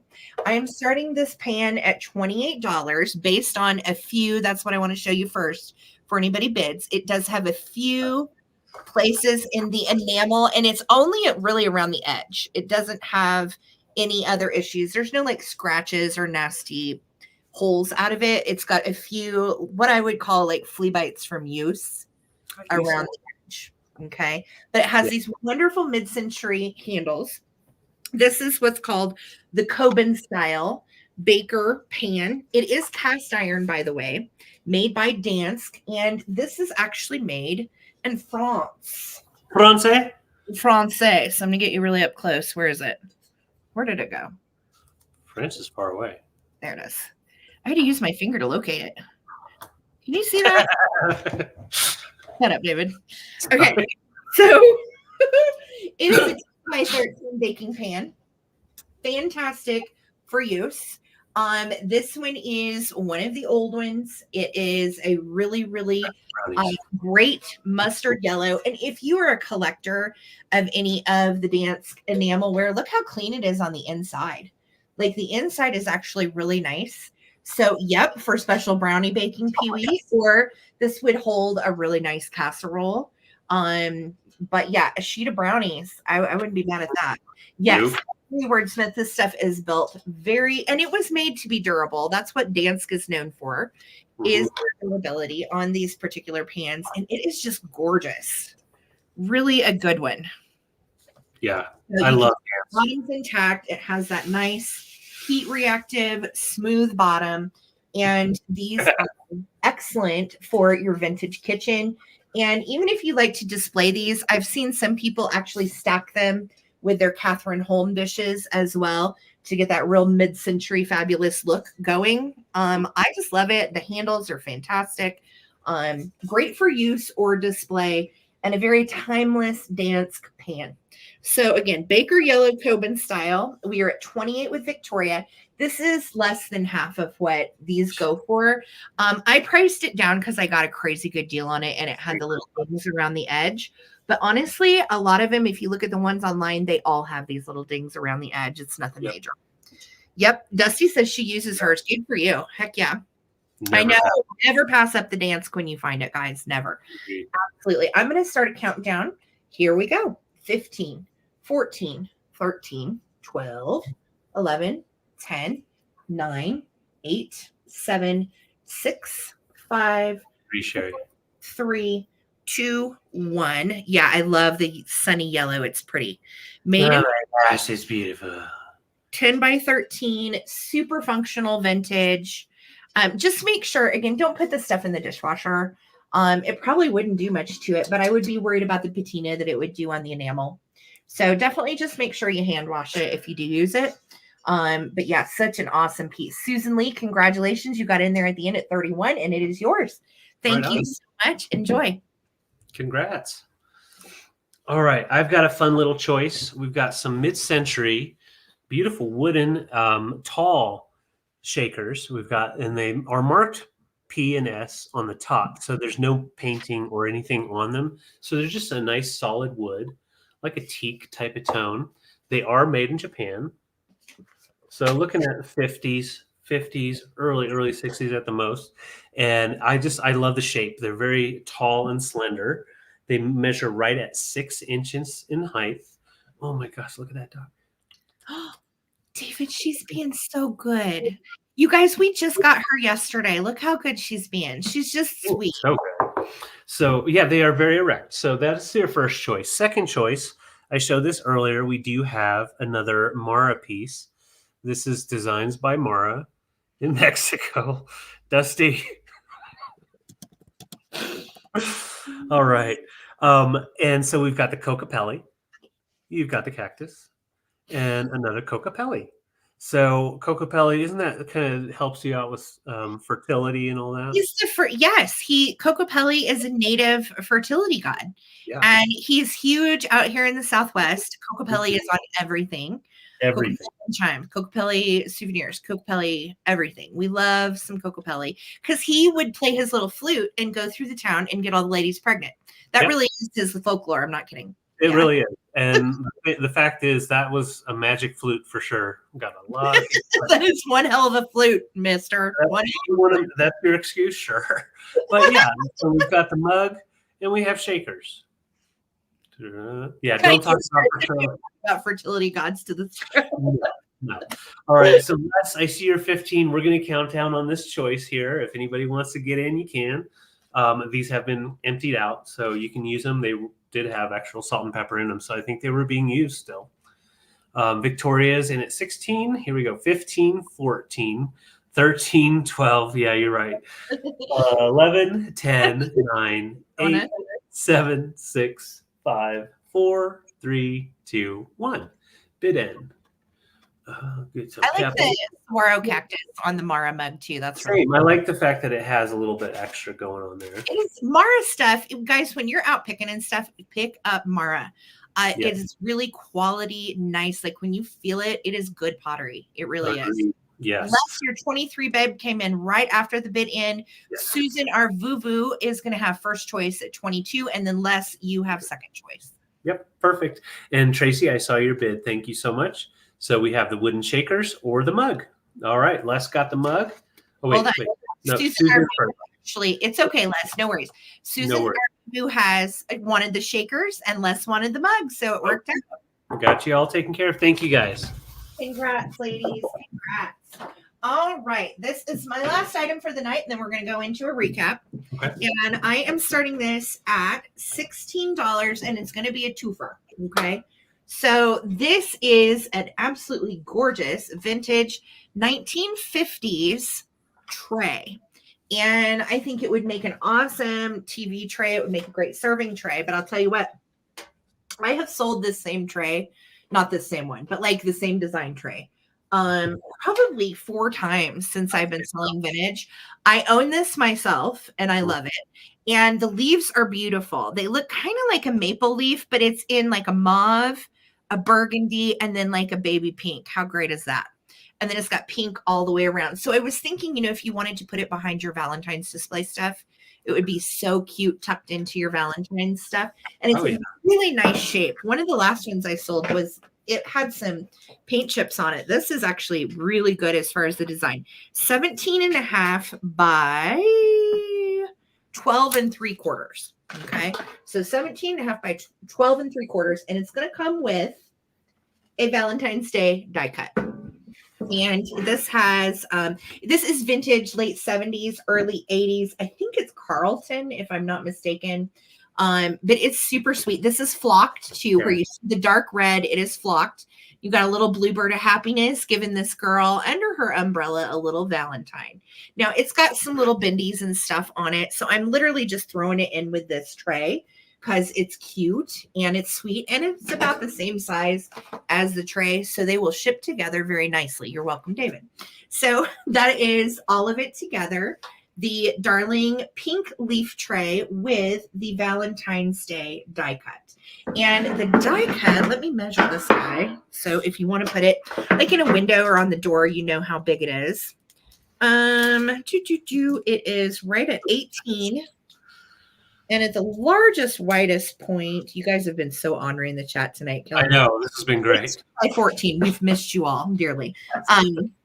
So 18 by 14 on the little die cut, and then it's going to come with, the awesome pink leaf tray. That's awesome. These are going to come together in a lot, and we are at 16. If anybody would like to get in on these. No, Susan, does the tray have legs that pop off? I don't think. No, there's no legs on the tray. So if you want to stand it up against something, or you want to sit it up against something vertically or horizontally, great for use too. If you wanted to like put something in the middle and then you could put vintage Valentines around it, that would be really cool too. Yeah. Super sweet. So if anybody wants to get in on these, they're coming together, $16, and you're going to get the leaf tray and the little Valentine's girl die cut. Okay. So I would see interest on this. If anybody wants to get in $16, I'll bring it back for the recap, which we are going to go into right now. All right. I know Karen can't leave him for a second. So nope. All right. We are going into the recap. And what that means is that we're going to give you the price and the name of the item. If you are claiming something, please put in the name of the item and the price so we know for sure what you're claiming. And if more than one person claims, then we will turn it into a quick 10-second countdown. Okay? Yep. Thank you, guys. Nice and simple. Thank you, guys. And thank you guys for hanging out with us for the sale. We've had a lot of fun. So these shakers are from our personal collection. I won't be sad if they stick around. I'll just put them on our bookshelf. They are made in Japan from the 50s and in great condition. This spot right here is just like a manufacturing bubble type of thing that came off at one point. So it's intact. It's not going to like crack or anything. I'm asking $36 for the pair. $36 for the pair. They're very more on the rare side, especially finding them in good condition. Yes. And so just put in shakers, 36 if interested. Bob and Peg right there. And then for $14, I have this cute little turtle planter. He is in nice condition, can definitely be used. Nothing on his tummy or anything, but I like his little kitschy head turning back towards his shell. $14 turtle. So $14 turtle. And then I also have these two pieces. I have a bookend for $20, and it has that jackass there, or donkey, however you want to call it. And it has that wood grain style. So it's a nice big bookend, about 10 inches tall. Shirley, I see you on the turtle.